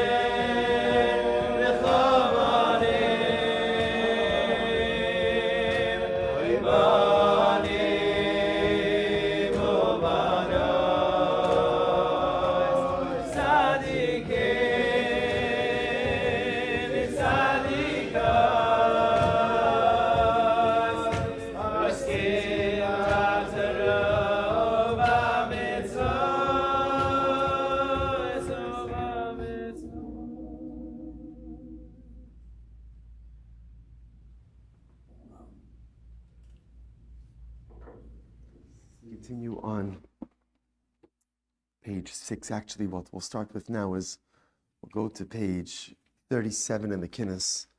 We're going to recite the Kinnos, one of the Kinnos, beautiful Kinnos, composed by Rav Schwab, Zecher Tzadik Livracha, for the Holocaust, on page 37. Then Amir Hashem will spend a little bit of time focusing on this Tekufa.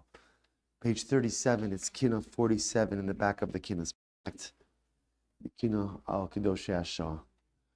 Azocher Maskirav, Dardaruk Doshav.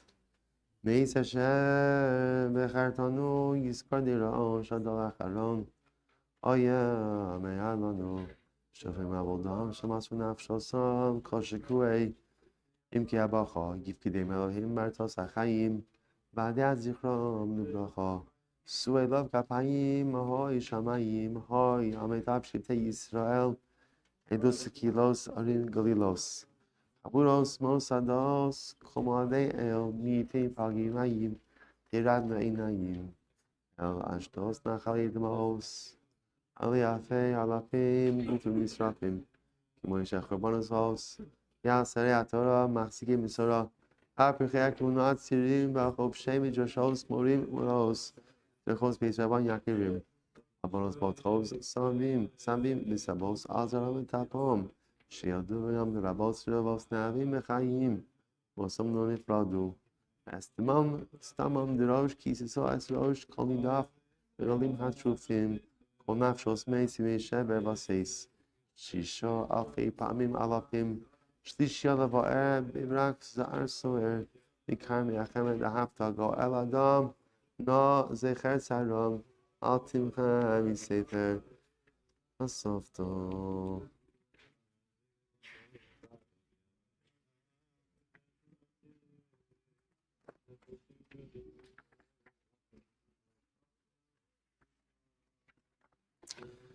Zechar Nakos, Ash Sakos, Abdulatzach, Yerei Demehem, Demaos Penehem, Losi Shachachno, Lonetzach, Kolchil Bnicha, Nihil Tzricha.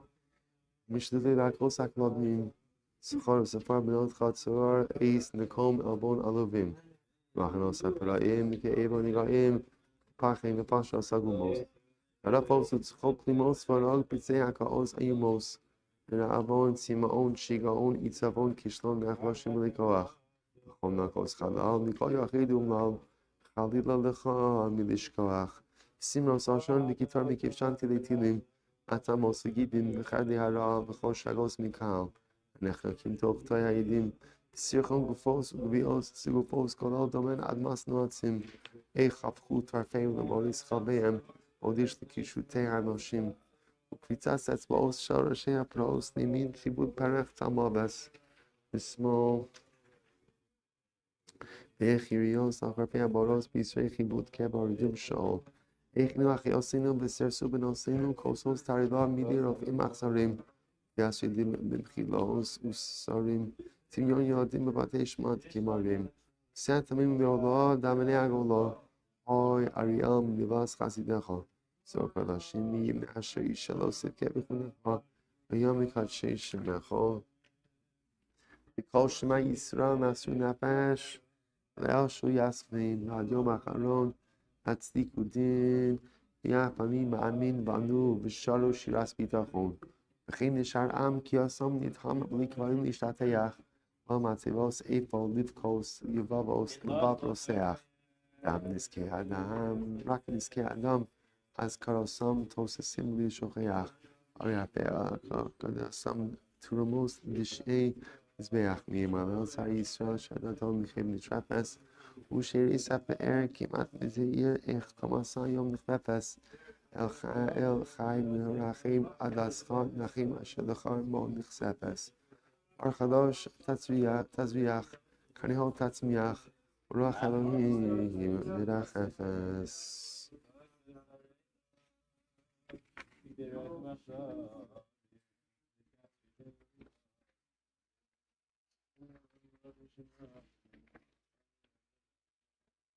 We'll do next on page 40, the Kinnos composed by the Baba Rebbe. Zecher Tzadik Livracha, to remember the 6 million Kedoshim. Page 40 in the back of the Kinnos packet. Zichrona v'konenu kol Yisrael kol chamishom b'rama. Kish mida Germania es aminu eizam amilchama. Misos meshunos achzorios b'rav v'tzama. Al tishkechu b'chal daros adei tizkul os b'nechama. Tzak asom b'chiyosem sefufim usegurim bakar bakronim. Kazon l'tavach yuvadu l'shefa v'kivshonim. Kol shabam yizacher tamid l'pnei shachim ma'onim. Bikarom Shema Yisrael Masur Nafsham Ladonei Adonim Rosh Yeshivas Talmidei Hamonei Amcha Shama Evinum Binuyim Kashim Barukum Yad Rama Mei Yeladim Rakim Tzoakim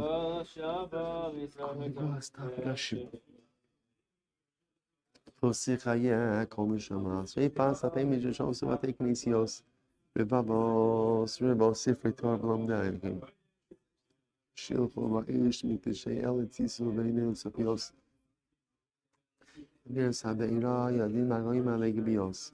Zaku Shamayim Adama Alape Ayaros Mitzrei Torah Arsos Europa Kilosa Nochli Mikhaim Misora Tzadikim Zikini Bechasidim Deveke Emuno Torah Yom Galinu Miartinu Lohaya Kaza Kilion Nora Rachim Asher Yisim Habitna Mishamayim Machanos Akdoshim Ki Eser Kiose Mitzrayim Komem Beis Kachino Benachaminu Ki Heflaim Romeinu Babie Yoitzion Irusha.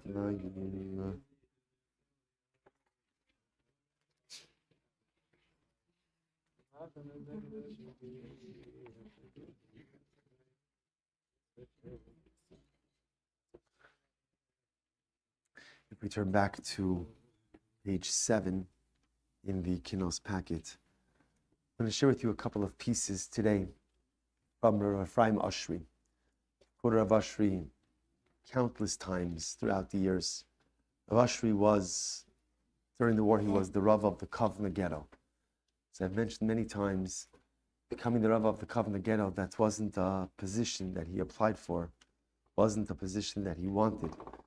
Rather, again, when the Jews of Kovna, which was one of the illustrious cities in pre-war Europe, were rounded up into the ghetto, the Rav of the city of Kovna at that time was a great tzaddik by the name of Rav Elchanan Wasserman. Shem Yikom Damo. Elchanan Wasserman was murdered by the Lithuanians, who were the Nazi collaborators, by the 9th Fort outside of the Kovna ghetto. And it was after the murder of Rav Elchanan that Rav Ashri essentially took the reins of responsibility over the Jews of the Kovna ghetto. And they would come to him and ask him all kinds of questions that are overwhelming to contemplate, and questions that we have to imagine even more overwhelming to answer. But Rav Ashri dutifully answered all of them. And what's amazing is he answered them without a library, he answered them without access to Sfarim.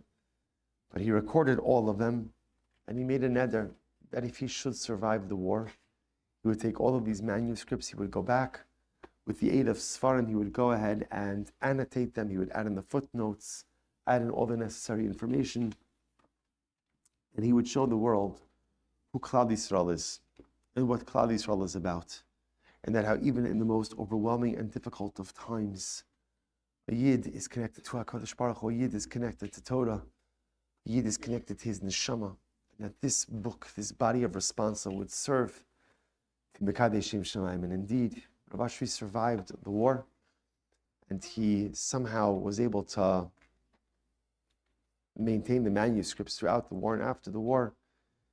He wrote up this set of Sfarim called Shailas or Tshuvas Mima'amakim, 6-volume series that has all of these questions and answers contained within them.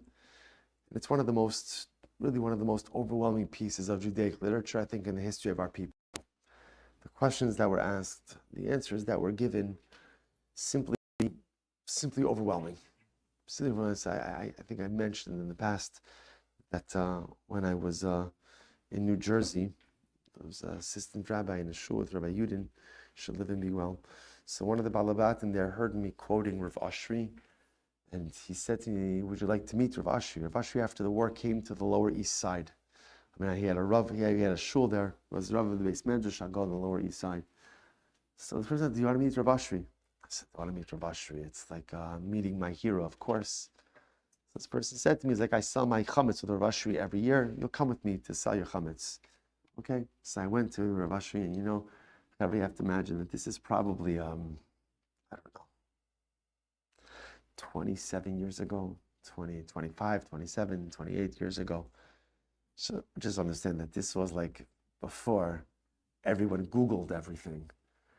I had never seen a picture of Rav Ashri before, but in your mind's eye, you conjure up like an image of what someone looks like. So in my mind, Rav Ashri was this, 6-foot, broad-shouldered man who carried Klal Yisrael on his shoulders.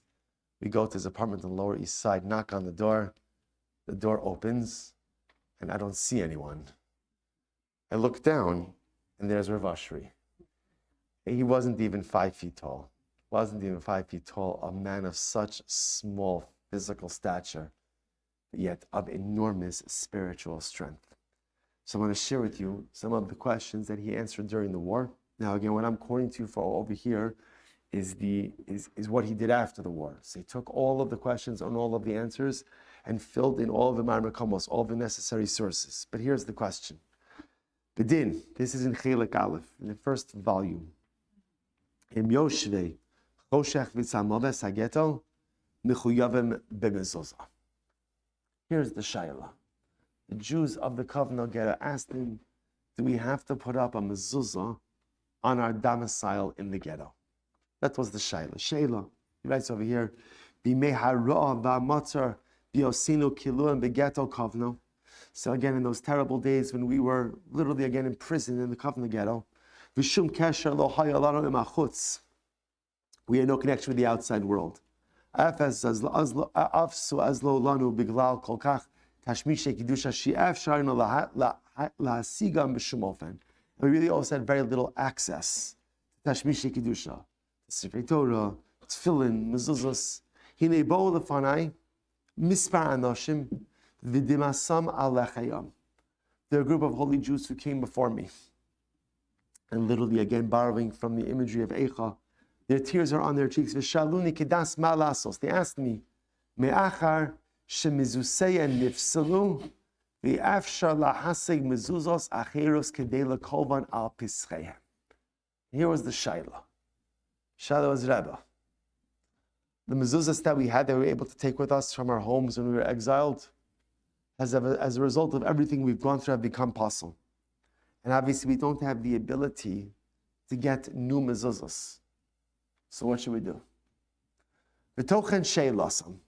Rav Ashri said really what they were asking was a much deeper question. Im diroseihen begeto hayavos hein b'mezuzah. The real shaila was, is a yid obligated to go ahead and put up a mezuzah in his domicile in the ghetto? Now again, you're going to understand what the real profundity of that question is in just a moment. Oldilma, me'achar sha'geto hu sagar u'mesugar en yotze ve'in ba v'kulam mukafu, begeder shachome barzal mechushmal, u'tzrichem u'migdalim, sha'aleim hufkidu shomrim nishmor leval yikshu v'yizkar v'yeshaget al ha'geder, v'chal karve al ha'geder haya nerak miyam mechona seiriya, shivdi ha'shotrim. On the other hand, the ghetto wasn't closed. Right? The ghetto itself ultimately, again, was fully enclosed, barbed wire, and there were guard towers, and whoever got too close to the wall, ultimately, again, would be shot. V'im kain, dinam shel yoshei hageto kidin yoshei beis ha'asurim, v'yesh ladas im beis ha'asurim chayav hu b'mezuzah. The gan beis ha'asurim l'diri yechashev, ol dilma beis ha'asurim pater b'mezuzah. So maybe really the ghetto has the din of a jail. And the shaila is, does a jail have the din of a mezuzah? They both say, but what's really coming down over here, I think, is something much deeper. What they're really asking, because by Hilchos mezuzah, and Rav Ashri goes through this. Again, you'll look through, I put much more on this sheet than what we're going to go through together. What they're really asking is as follows. In Hilchos mezuzah, to know if a particular structure is chayiv in mezuzah or not, it really comes down to one core question. And what is that? Is the structure a diras arai or a diras keva? Is it a permanent structure or is it an impermanent structure? Right? We know this. We know this from our own lives. A sukkah ultimately, again, as much as we transfer our lives into that sukkah over the course of 7 days, a sukkah inherently is a diras arai, is an impermanent structure, and therefore does not require mezuzah. A home, on the other hand, is a diras keva, an established tamas, and as such we must put a mezuzah. And much deeper, what they were asking Rav Ashi was such a profound question. It wasn't just simply a question of mezuzah. It was, Rebbe, is this our life? Is this it? Is this it? Is this the diras keva? Is this the permanent life that we are going to have? Or is this the diras arai? It's a difficult matzah, it's a difficult time, it's a difficult tekufa. But we'll navigate our way out of it. That was the real question that they were asking. Is this it? Is this where we're going to live and die? Is this the end of the road? Or do we still have the ability to hope, to yearn, and to pine for something different, for something better? Will this diras arai, will this temporary dwelling pave the way for a diras keva of simcha? And Rav Ashri writes, he says, look at the last paragraph. I'm sorry, second last paragraph says, Venira, li, the benidon didon, od yosef garami mashahela habirke Yosef, liftar beis asur, shiyoshim sham, rak yishnei chadashim, mishum dahavi kediras arai. Shari kiloy hageto yoshve emek habacha, ayefan nafsham nahagim. So Rav Ashri essentially says something interesting. He says, you don't have to put up a mezuzah in the ghetto. Why not? Because Rav Ashri says it's diras arai. It's a temporary dwelling. Now he answers in a halachic sense. He says it's called a diras arai. Why? Because the Nazis, Yimach Shemam v'Zichram, have the ability to move us around at will. They have the ability to cause us to relocate. They have the ability to cause us to move. So because of that, we have no control. And because we have no control, therefore, by definition, you can't call this a permanent domicile. But then he goes on and he says something interesting in the last paragraph. He says, Ulam, afa pikein, see, even though I paskin that the ghetto is not chayiv, the domiciles are not chayiv in mezuzah, mi sheish lo mezuzah v'rotza lekava, pischo kedei shetaskir lo es yichuda shel HaKadosh Baruch Hu yisbarach shemo. But if you have a mezuzah and you want to put it up, because you want to remind yourself of the Ribono Shel Olam every time you come in and out, bevadai mitzvahu oseh. You want to put up a mezuzah? You do so. So Rav Ashri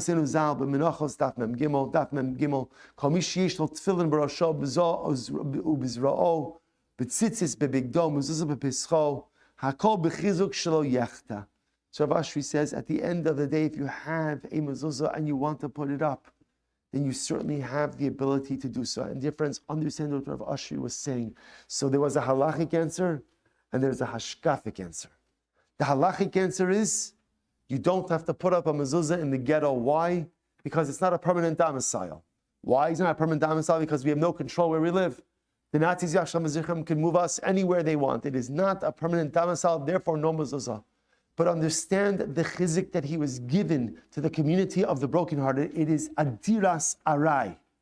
This is not the end of the line. This is not the end of our story. Our narrative, our journey, our destiny does not end here. It doesn't end in Kovno, and it doesn't end in Auschwitz, and it doesn't end in Spain, and it doesn't end in all of the other areas where we thought we were facing existential extinction. The journey doesn't end here because the journey of the Yid never ends. The journey keeps on going. So he says to those broken Jews of Kovno, no, don't put up a mezuzah. Don't put up a mezuzah. Because to put up a mezuzah here is to resign yourself to the fact that the journey ends here. But it doesn't. Never think that the journey of the Yid ends in suffering. And never think that the journey of the Jew ends in despair. And never think that the journey of the Jew ends in the Kovno ghetto. It's hurtful, it's painful, we lose a lot. But this is only a diras arai, it is not a diras keva. It is not our established domicile. Rav Ashri says, if you want to put on a mezuzah because it gives you chizuk, by all means do so. If it helps you, If it reminds you of the Ribono Shel Olam, of course, do so. However, he says, without a bracha. Without a bracha. Because the halacha is the halacha. You only put up a mezuzah on a diras kev on a fixed, permanent domicile. And in kavna, as much as we might feel that this is the end of the road, it is not. There is more to come. There is more to be written. There is more to be loved. There is more to be lived. So put up your mezuzah if you want, because it gives you chizik, but without a bracha. And look how he ends. Last two lines in verse number 6. V'Hashem Hatov Yishlach Lanu Es Ezraso Mikodesh. And HaKadosh Baruch Hu, who is good, should send us his assistance from the holy place. V'niske B'shuv Hashem Es Shvus Amo L'Tzion B'rina B'Yushalayim Beis Mikdasho B'Simchas Olam. And may we zochem Eretz Hashem, that Hashem should ultimately again return his nation to Tzion with rejoicing, to Yerushalayim, to Beis HaMikdash, B'Simchas Olam, with eternal joy. Mihera b'yameinu. Amen. Incredible words of chizuk in the midst of such overwhelming and debilitating suffering. Another example. Turn to page 8. And this is another just incredible piece. And dear friends, I just want to point out, just so you understand, in the pieces that I'm showing you over here, only a couple of paragraphs. These tshuvas go on for pages and pages, where Rav Ashri analyzes and quotes Mar Makomos and quotes different opinions. I'm giving you the very abridged version of this. So I'll say, look at this question. And this is so profoundly overwhelming on so many levels. This is in Chelek Daled. First I quote it from Chelek Aleph. And again, I want to tell you, I feel that this set of Svarim should be part of the curriculum of every single Yid. I'll tell you, interestingly enough, they don't print it anymore. I don't know why. There's an English version called Responsa from the Holocaust, which is condensed and consolidated. So I remember a number of years ago, I think one of the early years when I first came to the shul, I was giving a shir on this from Response from the Holocaust, and I lamented the fact that I didn't have a set, the Hebrew set. Mrs. Esther Kayla Fleischman, she should live and be well, was at the shir. And I don't remember if it's her brother or another relative. It is in the field of rare Sfarim. And a few days later, I had at my doorstep all 6 volumes. Shal Shazua Makim. So I should have asked for Mashiach. But here's what's incredible. It's inscribed. Now, of course, not to me. Rav Ashri had passed away. Rav Ashri had given this as a bar mitzvah gift, a bar mitzvah bacher. And like a lot of times with Sfarim you get for your bar mitzvah, what happens? They occupy some shelf in your parents' house. Then usually you get married, you move out, you don't take them with you. Your parents get tired of holding them for you. They usually donate them somewhere. So amazingly enough, I don't know the story. I don't know the Bar Mitzvah Bacher, but literally it's inscribed with Rav Ashri. Incredible. So this is Chelek Daled. I've tried over the years to really go through all of the tshuvas. It's in Chelek Daled. They're all overwhelming. They're all overwhelming and difficult. There are certain ones of them that are just even more overwhelming. So look at this question. This is Shelach HaBeis. Now, by the way, just also want to point out that obviously, as you go on in the tshuvas, they go chronologically. So by the time there are 6 chalokim, there are 6 volumes altogether. By Chelek Daled already, by volume 4, he's dealing already with questions that came up after the war. So Aleph, Beis, and Gimel 1, 2, and 3 are mostly from the war itself. 4, 5, and 6, pretty much all from after the war. So listen to this shaila. Nituach kedei lahasir hamisparim shehagermanim ha'arurim sartu al zerah b'nei adam. Here's the shaila. Surgical removal of the numbers that the Nazis Yimak Shemam v'zichram branded on the arm of a survivor. So listen to this. Acharei shezakinu Hashem yisparach lateis me'afel argadol. So Rav Ashri says, now we are the community of survivors. And now that Baruch Hashem, we have been privileged to survive. We've gone from darkness to light. Kishenishbaru motos ulenu v'nishtachrarunu v'nishtachrarnu melios avodim la'avdei bishi yimach shemam v'zichram. And Baruch Hashem, our shackles have been cracked open. The yoke has been lifted from us, and we are no longer servants to our despicable tormentors. Nishalti, listen to the profundity of this question. Al yedei isha achas tzira leyamim. A young woman came to me, Obas Tovim, from a good family, me'achas hanish mishpachos hanichbados, with a beautiful yichus. Hayos shagermanim ha'arurim chakaku al zroa biksoves ka'aka.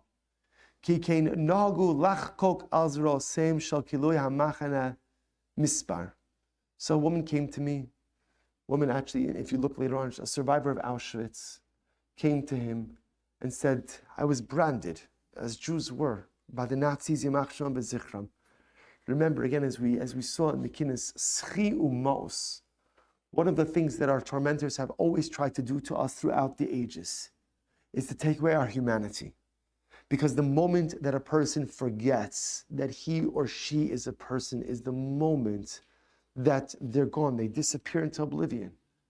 So the Nazis, Yimach Shemam B'Zichram, understood, or they thought they understood, that if you brand us like cattle, we'll forget that we are mentioned. We will forget that we are people, but they were wrong. They didn't understand who we were.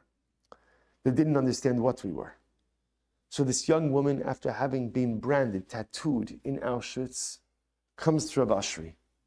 And he says, and those numbers, mi l'chayim, mi l'mabes, mi b'kitzo, mi lo b'kitzo, eila alav od lehis anas b'abod esparach.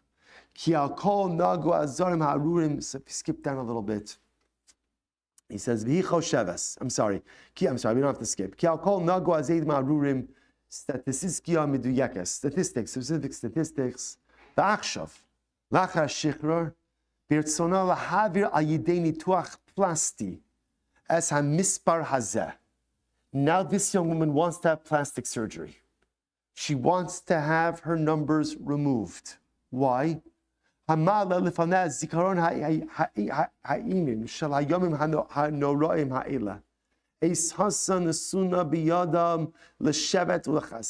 So what happens? Because again, those numbers remind her every single time she looks at those numbers. She is reminded of the horrors. She is reminded of the tragedy. She is reminded of everything she has had to go through. It's a trigger. And she thinks to herself, she assumes, that if she could just erase this number from her flesh, she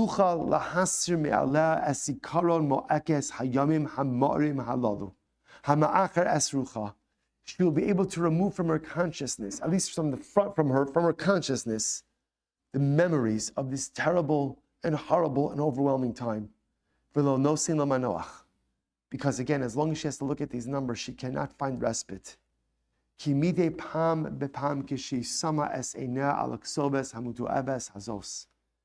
every time she looks at her numbers, mispar habaholos nitzav lefnei einei rucha shuv machaze hazos shirasa b'mei anya b'machos ha'hezger b'ashmada.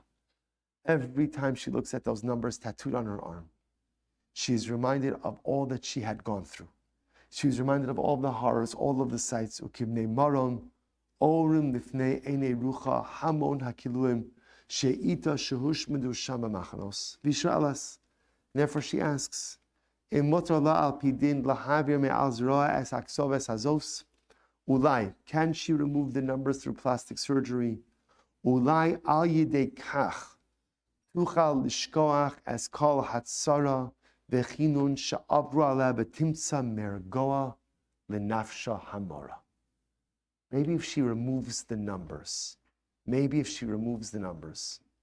she could finally find some tranquility.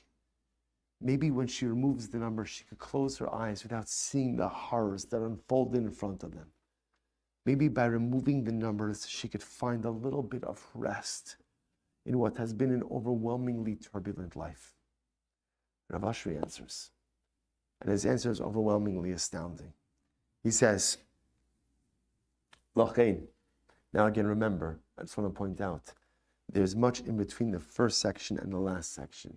He delves into this question. He quotes sources, Rishonim and Acharonim, all different types of opinions. But now I'm giving you the end. Lachein. Bevadai ksoves mevishazos. This type of terrible inscription on the body of a Jew. Mispar ayom ze'achokuk bizroas alfei anoshim she'ei pam b'machnos ha'hezger v'ashmad. These numbers, this tattoo that has been inscribed on the flesh of thousands of survivors. Right? Mishamesh lanu, listen to what Rav Ashri's words are. La'os kavid or lezikaron.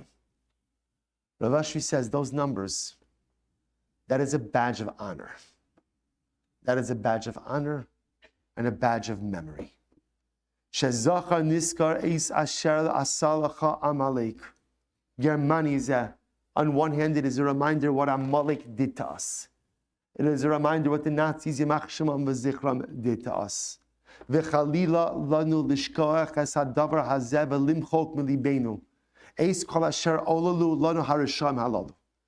Chas v'shalom should we forget. Chas v'shalom should we erase what the Nazis Yimach Shemam v'Zichram did to us. Animals disguised as men. Zaro shalamalik b'nei banav shahaman arasha. So to forget, so number one, this tattoo is a constant form of remembrance. And we are obligated. There is a sacred obligation to always remember that which was done to us. V'chova kafula mechupeles muteles alenu le'is hazos dafka. Liskaras kol risha samvolo lasiachas datenu afrega milara asher oluba kiram anu echshim ageman maruri maksham zichram in a chosek mamos. And Rav Ashi then goes on that this was only a few years after the war. He says already there's a movement to forget. Already there's a movement to rewrite history. Already there's a movement to pretend like it never happened.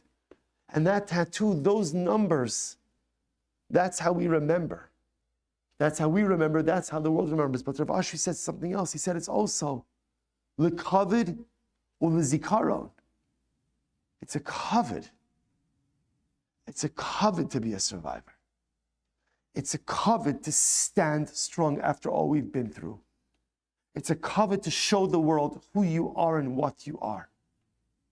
And Rav Ashri actually paskined that this young woman was not permitted to get plastic surgery and remove the tattoo from her arm. He essentially was telling her, stop running from who you are. Embrace it. Lean into it. Because you are a survivor. And you will always be a survivor. And the demons and the memories, you could erase a tattoo. You could amputate the arm. What you've seen will never go away. What you've experienced will never go away.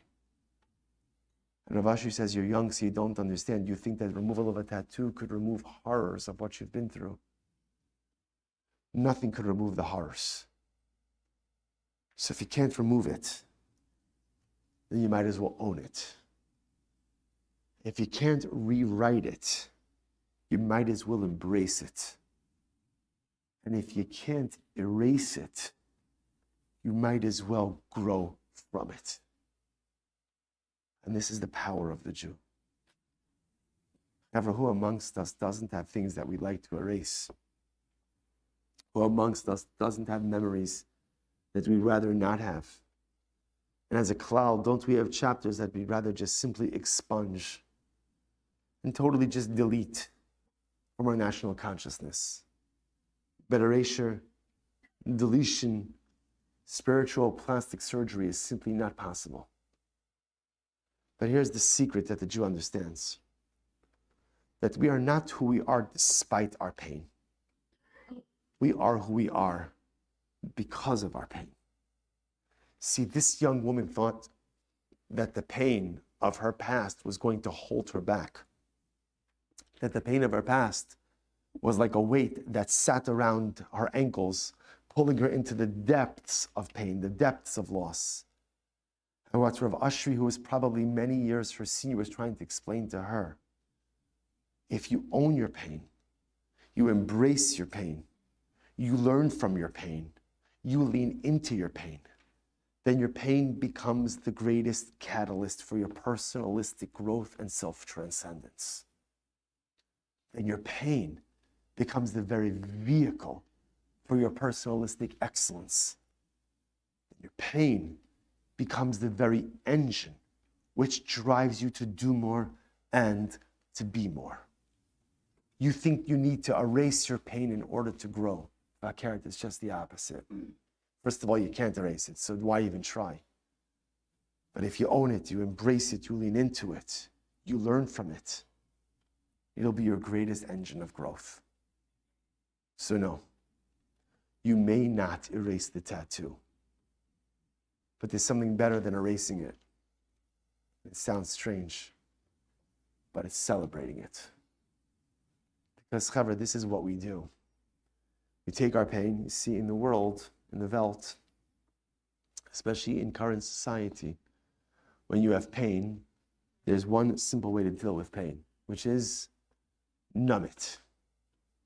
Find some way to make it not exist. Find some way to take it away. But the Jew understands that sometimes the greatest gift in life is pain. It's the gift that no one wants. It's the gift that no one looks for, but it's the gift that is often visited upon you by HaKadosh Baruch Hu, who knows what is better for me than what I know I need for me. And when HaKadosh Baruch Hu visits that gift of pain upon us, we have one sacred task.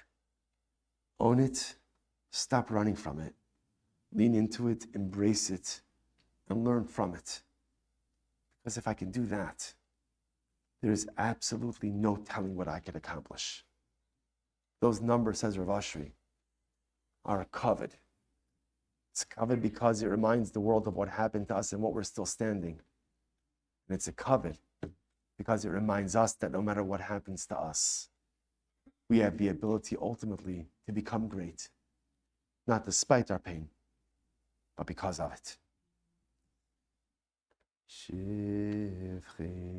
kamayim mayim lib Aicha Knei Hashem Avavai Shivchi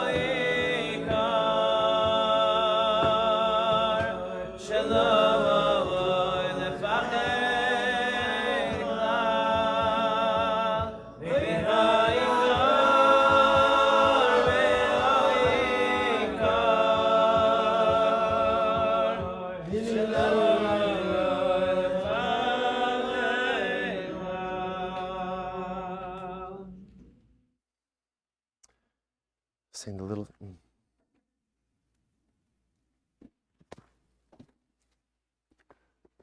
It's amazing. We only have a little bit of time left. Just the enormity of what we have to accomplish in such a short amount of time.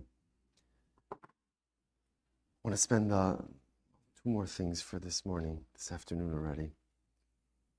One is to reflect a little bit on the Kiddushim of the Bandai Beach massacre on Hanukkah.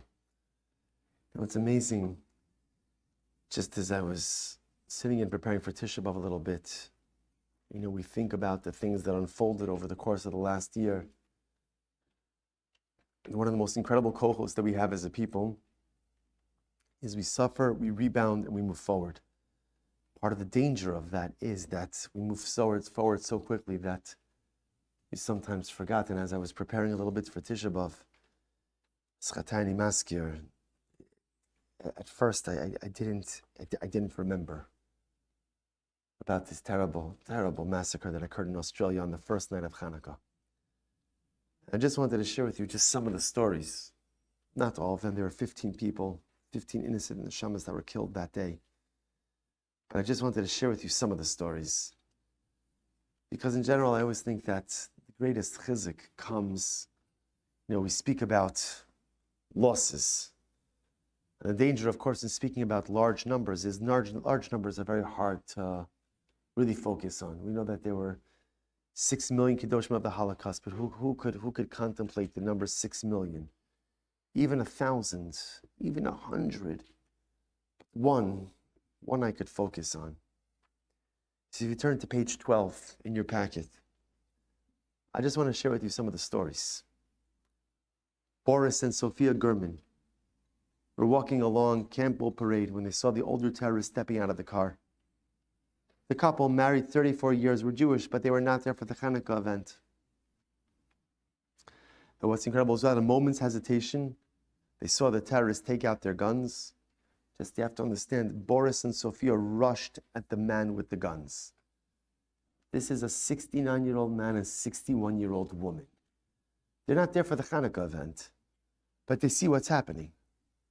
2 terrorists getting up on a bridge, a number of meters away, getting ready to shoot into a crowd of people. So a 69-year-old man, a 61-year-old woman, Jewish, I don't know, affiliated, not affiliated, rush the terrorists. Dash cam footage captures what happened next. Boris tackled the older of the 2 terrorists just as he stepped out of the car. The elderly man grabbed at the murderer's rifle. They struggled. Sophia was there as always at her husband's side, backing him up. Every second they fight is another second the terrorists can't join his son, by now perched in their chosen elevated position above the park. Every meter they keep the gunman back is another meter between the shooters and the crowd. Boris manages to wrest the gun from the killer's hands and appears to hit him with it. Sajid, that's the name of the terrorist, then pulls out a second firearm and shoots.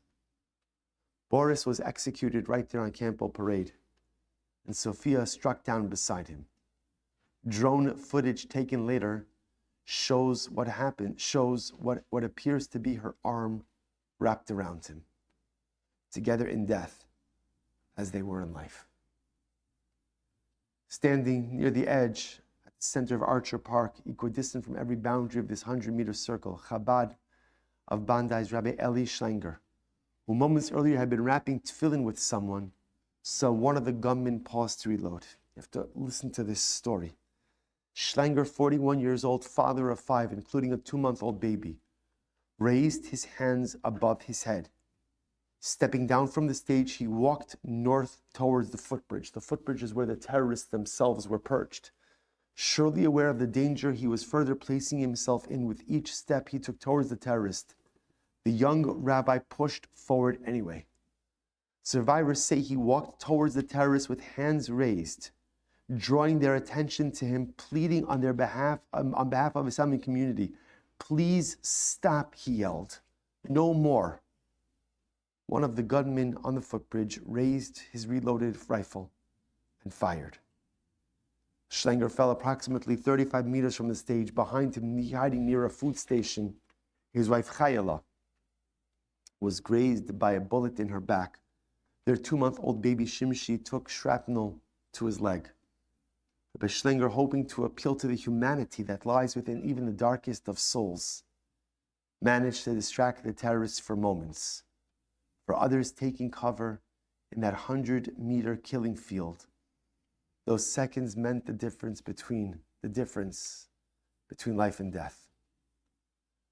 Just you hear these stories, people who gathered together that afternoon, not with intention to be heroes, intention to kindle the first light of the menorah. Boris Grim is 69 years old, goes out to tackle a terrorist. Rabbi Eli Schlenger, hands up, tries to appeal to the humanity of the terrorist, putting his own life in danger to try to save others. Alex Kleitman, 87 years old, native of Ukraine, was near the eastern edge of the park together with his wife Larissa. Alex had survived the Holocaust, arriving decades ago at what he thought were the safe shores of Australia. As bullets rained down upon them, Alex raised himself over his wife, the shots heading at her, hitting him instead. He passed away on the grass near the beach, meters from where Boris and Sophia fell on the Campbell parade. And the stories go on. The story of Ruvain Morrison is quite amazing. There's video footage of this. Ruvain Morrison, who himself was a man, I think close to 80, grabbed a brick and went running towards the terrorists. He started hitting. You could see. Ruvain Morrison was near the western edge of Archer Park, near the parking lot, when he saw Ahmed's tackle. The Soviet-born Hasidic Jew had fled from the anti-Semitism of his birthplace 50 years earlier. Camera footage later revealed that Morrison had immediately run towards the terrorists roaming the park, likewise making himself a target so his loved ones and fellow community members had more time to flee. By this point, he was only 20 meters away from where Ahmed had wrestled the older terrorist guns away. That refers to one of the heroes in this story. There was a Muslim man who owned a fruit stand right where all of this was happening. This Muslim man went and wrestled out the gun from one of the terrorist's hands. That's the Ahmed in this story. Morrison grabbed the brick and ran at the disarmed attacker, throwing it with a force that belied his 62 years. He then ran back toward the rifle Ahmed had removed from the terrorist, which now lay near a tree. No cover, making himself visible, making himself large, drawing fire. Morrison picked up the rifle and attempted to shoot the terrorist. The gun wouldn't fire. Whether because it was empty or jammed, it is still unknown. The gunman on the footbridge tracked Morrison across the grass, aimed and fired. Morrison fell in the open park, perhaps 30 meters from Ahmed and 40 from where the Germans were killed on Campbell Park. Every second the shooter focused on Morrison was a second he wasn't firing into families huddled against the pavilion wall to the east, or the people sheltering behind cars to the west. Multiple times throughout the massacre, Morrison has forced the gunman's attention onto him and away from the crowd. However, these are just regular people, but obviously not regular people. Regular people who came a day just to celebrate Hanukkah, but exhibited the most incredible level of Mesiras Nefesh and overwhelming heroism. Young Matilda had just turned 10 in the month leading up to December 14th. Weeks later, the beaming schoolgirl described by her family as their light was dead, the youngest victim of a terrorist attack that shattered families that rocked the Australian community. Her father, Michael Britvan, has now revealed the devastating final moments before his daughter died. We dropped to the floor. To be honest, I thought it was going to be over in a second. I thought there would be police or something, but the shooting just kept happening. Mr. Burton said he initially couldn't locate his daughter in the chaos of the attack. I couldn't see Matilda straight away. I was trying to stay down and trying to look. She actually ran to where we were sitting because she got scared. There were chairs, like a row of chairs, and when we fell on the other side. And then I saw Matilda on the other side. As he crawled around the chairs to reach her, he realized she had been injured. That's when I realized she was hurt. I was just trying to calm her down, trying to tell her, please just wait. Wait. Wait. Help will be coming soon. She told me it was hard to breathe. After the shooting stopped 6 minutes later, bystanders who identified themselves as medical professionals attempted to help Matilda. When the shooting stopped, that's when the first responders arrived. There was this lady who said she was a doctor, another lady who said she was a paramedic helping her. They were literally just in their bathing suits because they ran from the beach. Matilda B. was the youngest victim of the attack, which left 15 innocent people dead. The family, who are originally from Odessa, Ukraine, have lived in Australia for more than a decade. Matilda, whose name is a special ode to Australia, was their firstborn child and grew up attending schools in the eastern suburbs of Sydney. Matilda's mother said that she hoped her daughter's death would have a broader impact. I wish her to be remembered like a light that will overcome darkness. If her death will bring anti-Semitism, at least in this country, down by 1%, it would mean a lot to me. But can we imagine the pain?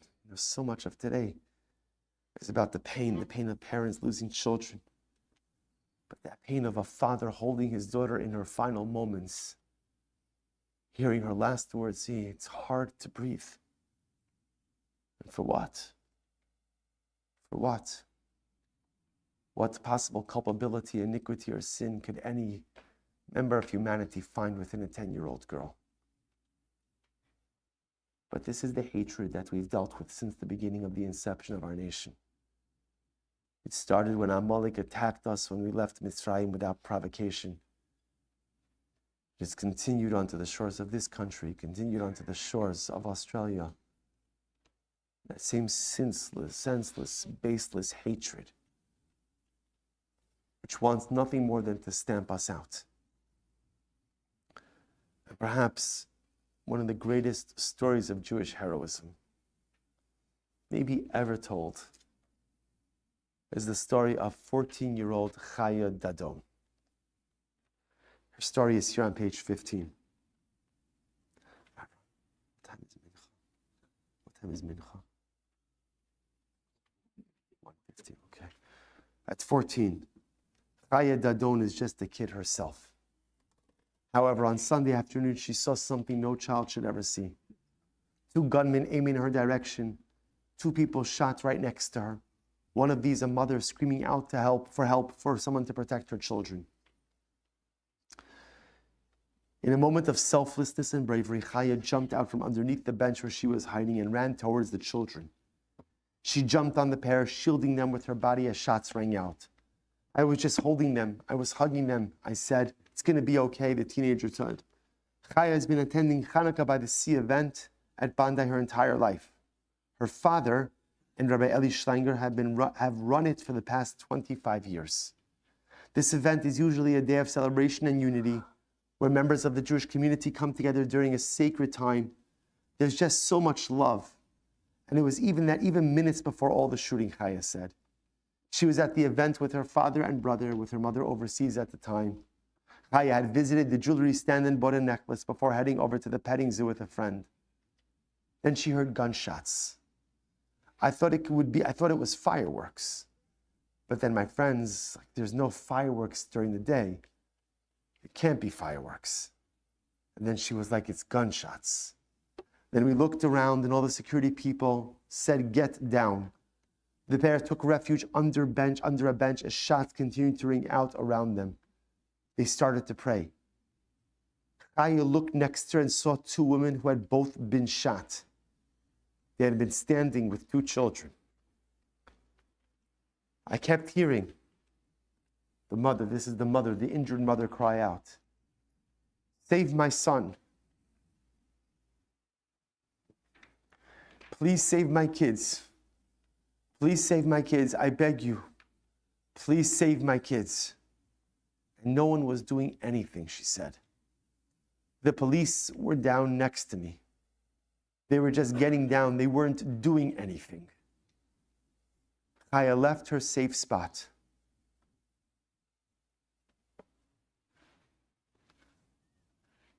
Putting her own life on the line to run towards the younger children. Everyone was screaming, get down, save yourself, she said. I could not watch those little kids die.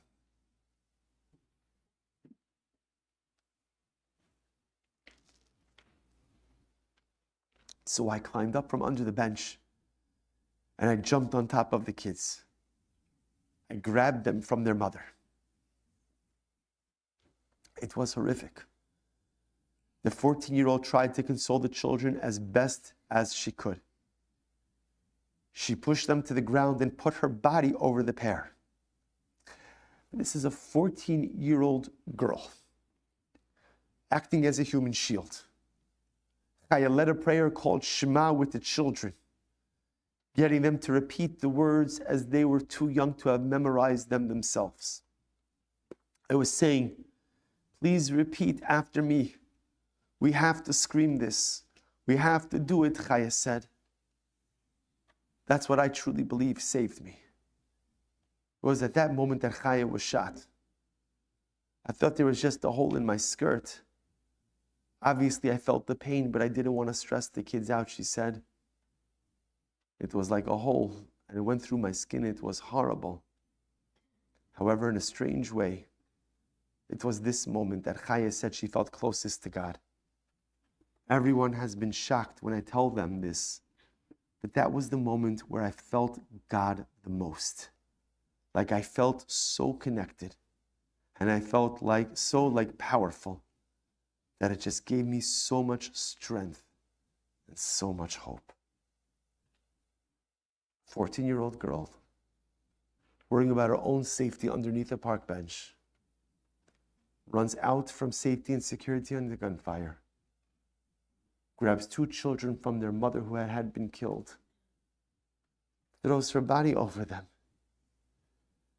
says Shema Yisrael with them, shot herself.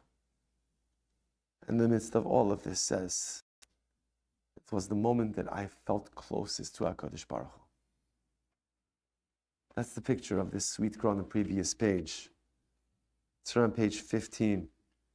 This is in her hospital bed, recovering from her injury. She had multiple surgeries, needed rehab in order to be able to walk again.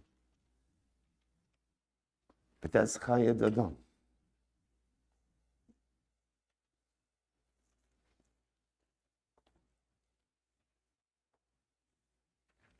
So, it's important to understand that sometimes, think about what's the future of Klal Yisrael, what's the Yitzias of Klal Yisrael.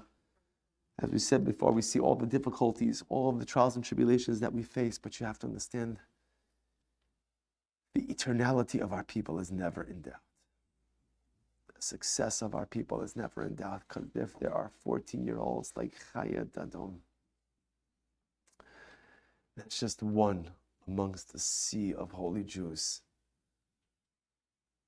The future may hold a lot of pain, but the future is ever exceedingly so beautifully bright.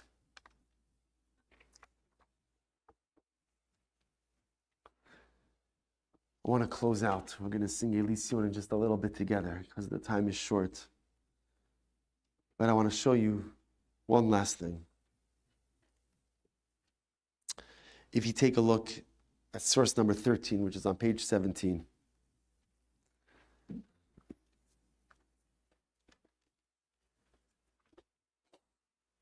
there's a beautiful Gemara.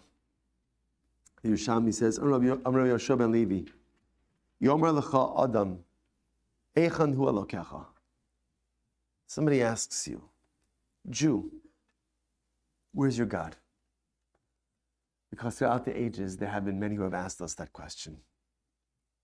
Looking at what has happened to us as a people, looking at the difficulties that we have endured, looking at all the tragedies, there's a logical question. Jew, where is your God? Yerushalmi Levi says to him, Emer lo.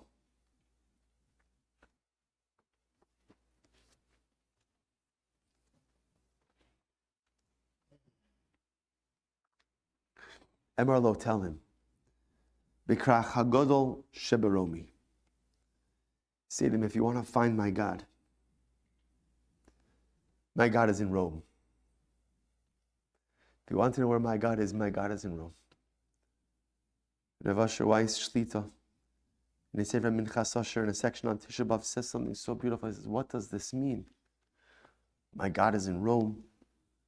Hagon Hagodol Rav Yisachar Shlomo Teichtel, the Eim Habanim Smecha, writes, Kasa B'itzuman Shal Yimei HaShoah Hanora Klape Ila, Shesholu B'Yimei HaAfilu Mahima, B'mar Liba Meshivron Rucham Ayeh Elokeinu.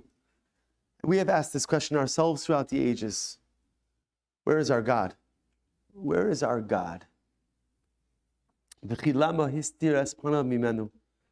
V'zu kavanosa shala amora hagodar b'shua ben Levi shayasamuch l'meichar ben Abayis v'amar im yishalcha adam ayeh Elokeinu v'amarte lav b'krach hagodol sheberomi b'makom haresha u'belev libo shama shenira b'hester aponim hanora b'yoser, that it is in the moments ultimately again where there is the greatest evil, and in the moments where the greatest hester, where it seems like HaKadosh Baruch Hu is hidden most, Gam Sham Nimtza HaKadosh Baruch Hu Berov Rachamav V'chasadav.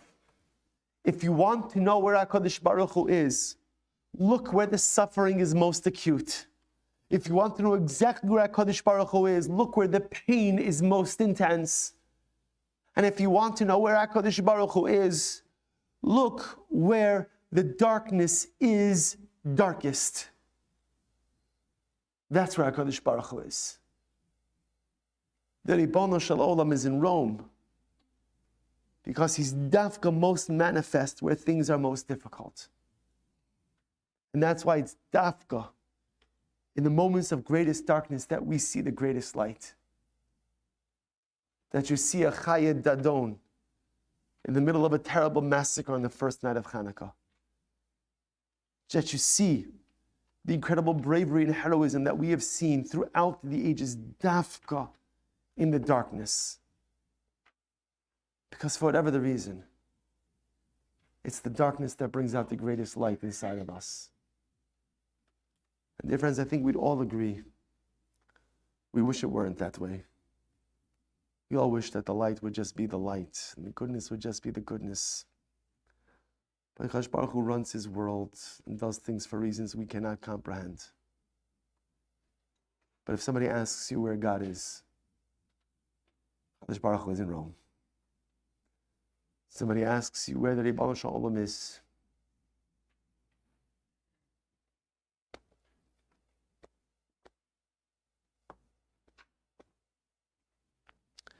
someone asks you where HaKadosh Baruch Hu is,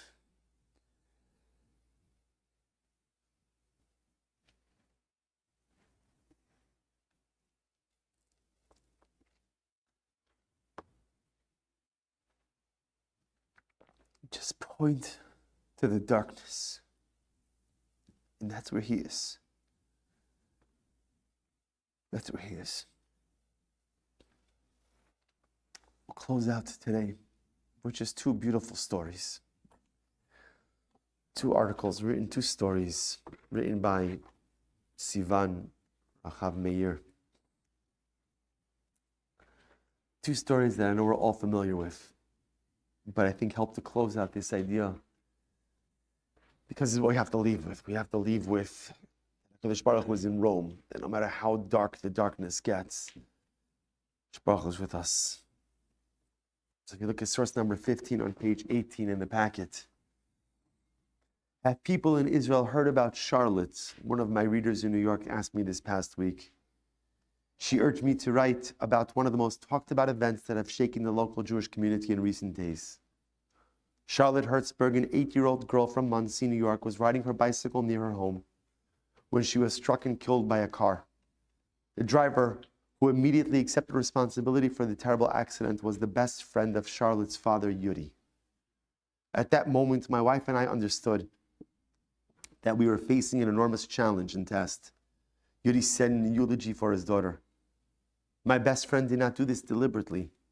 It was a terrible accident, and we were not going to allow this tragedy to tear us apart. The Satan was testing us. He wanted to show that our beautiful neighbor could not withstand machlokes, conflict, and division. But the Satan underestimated us. We were going to prove him wrong. Yuri and his wife were determined to transform their tragedy into a force for unity and peace among the Jewish people. The following day, when members of the community came to pay a shiva call, they witnessed an extraordinary sight. Yuri and his best friend, the driver who had struck Charlotte, embracing, crying, and literally holding one another up. Nearby, Chumi, Charlotte's mother, and the driver's wife held each other and wept. Before the shiva ended, Charlotte's family launched a campaign called Shalom for Charlotte, encouraging Jews everywhere to forgive, let go, and move forward. The grieving family is asking people to reach out to friends, relatives, neighbors, and colleagues to release old grudges and resentments, repair broken relationships, and then share their stories. At the time of writing, 2,409 stories from 42 countries had already been posted on the campaign's website. We can all choose to assign blame and cling to our grievance, the family says, but instead they are asking people to take the pledge and make shalom for Charlotte. The more shalom into the world can help bring Mashiach. The stories are remarkable. Two brothers who had not spoken for years began speaking again. Business partners who had been estranged for 3 months cleared the air and started, page 19, rebuilding their relationship. A synagogue that could have been torn apart by the tragedy chose instead to unite around the campaign. Parents who became estranged from their son sent him a message saying, "We're thinking about you, and we hope everything is okay," and received a message from him for the first time. During the 3 weeks, we speak often about Avas Chinam, unconditional love. When the Shalom for Charlotte website had received only 500 stories, of Elia Brudny, one of the leading rabbis of American Jewry, devoted a class to the campaign. I could give many classes about the importance of creating peace within a community and refining one's character, he said. But these days we are witnessing a living lesson before our very eyes. There are extraordinary people among us who are asking us to rise higher. The death of this precious child, that's Rome. That's darkness. But if you want to know where you can find the Shekhinah, where you can find the Kadosh Baruch Hu, Hayeh Elokecha, Bekrach Gadol Shebaromi. The greatest darkness offers us the opportunity to find the greatest light. One more story. A beautiful, beautiful story. Number 16, again from Sivan Harachav Meir. An article titled, "Building a Home of Their Own." Sasha Trufanov and Sapir Cohen were abducted to Gaza 2.5 years ago. On Sunday, they were married and began building a home together in Israel. That sentence is worth rereading.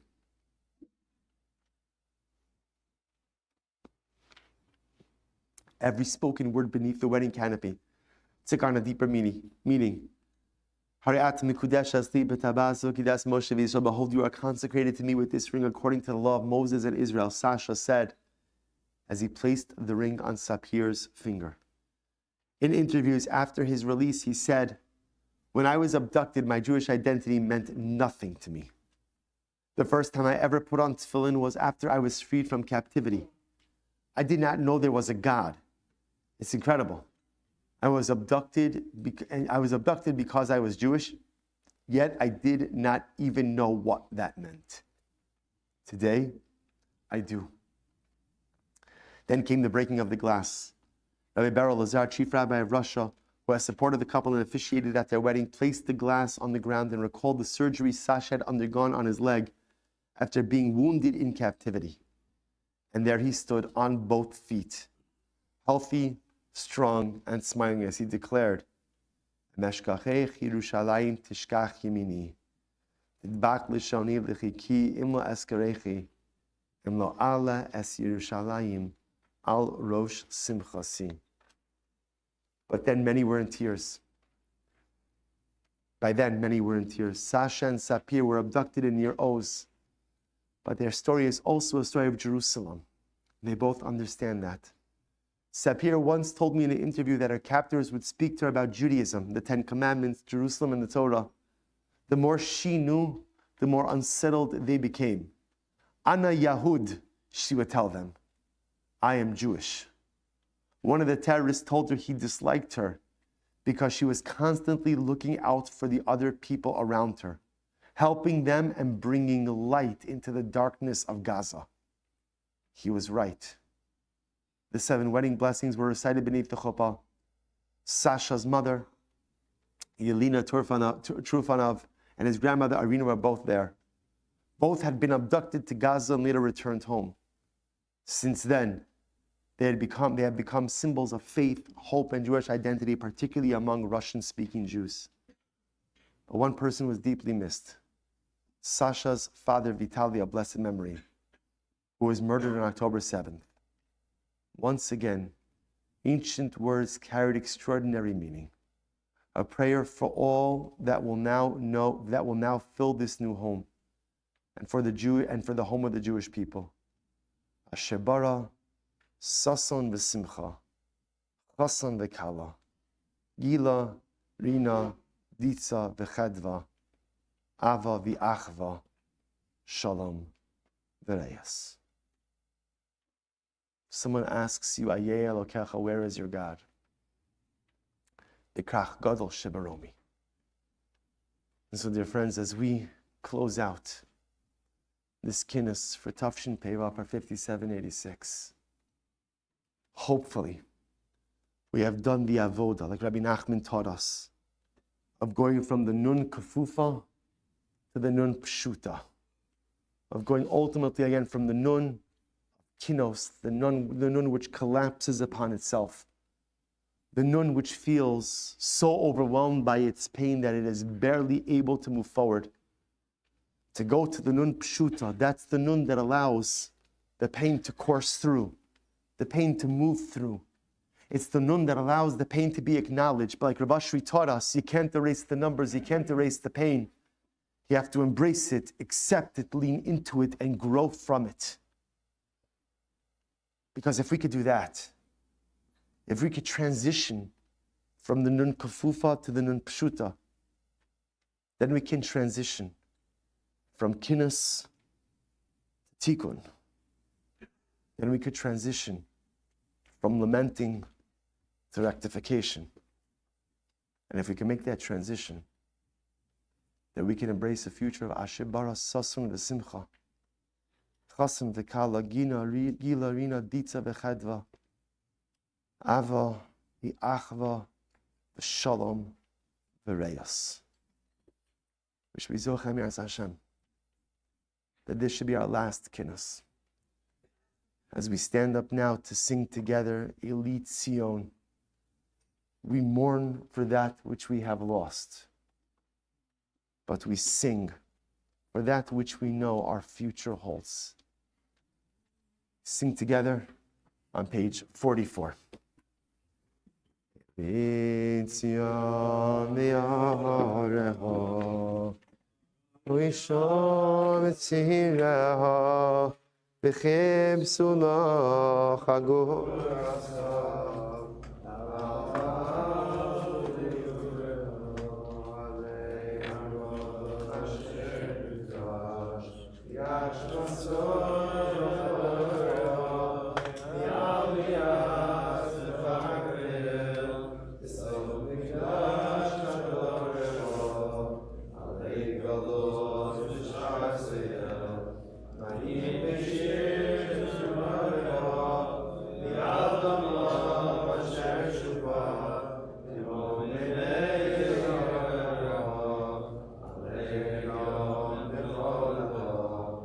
Shed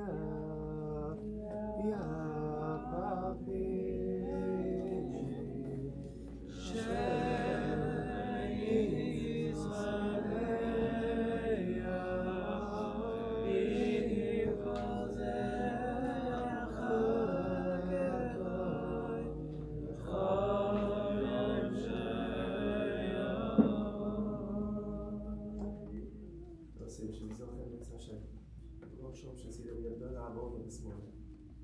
To see the fulfillments of the words of Chazal. Whoever mourns for Yerushalayim, whoever mourns for Klal, whoever mourns Tisha B'Av. Zocha Beroah Yeshuasa Onechamasa. We have mourned. The Lord show us to see that we have mourned. And we have felt the losses of our people to the very depths of our core.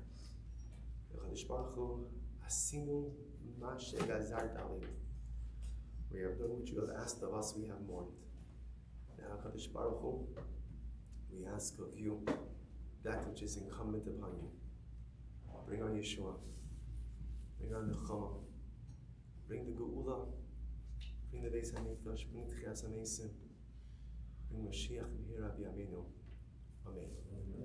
Shana Haba, Yerushalayim Hallelujah.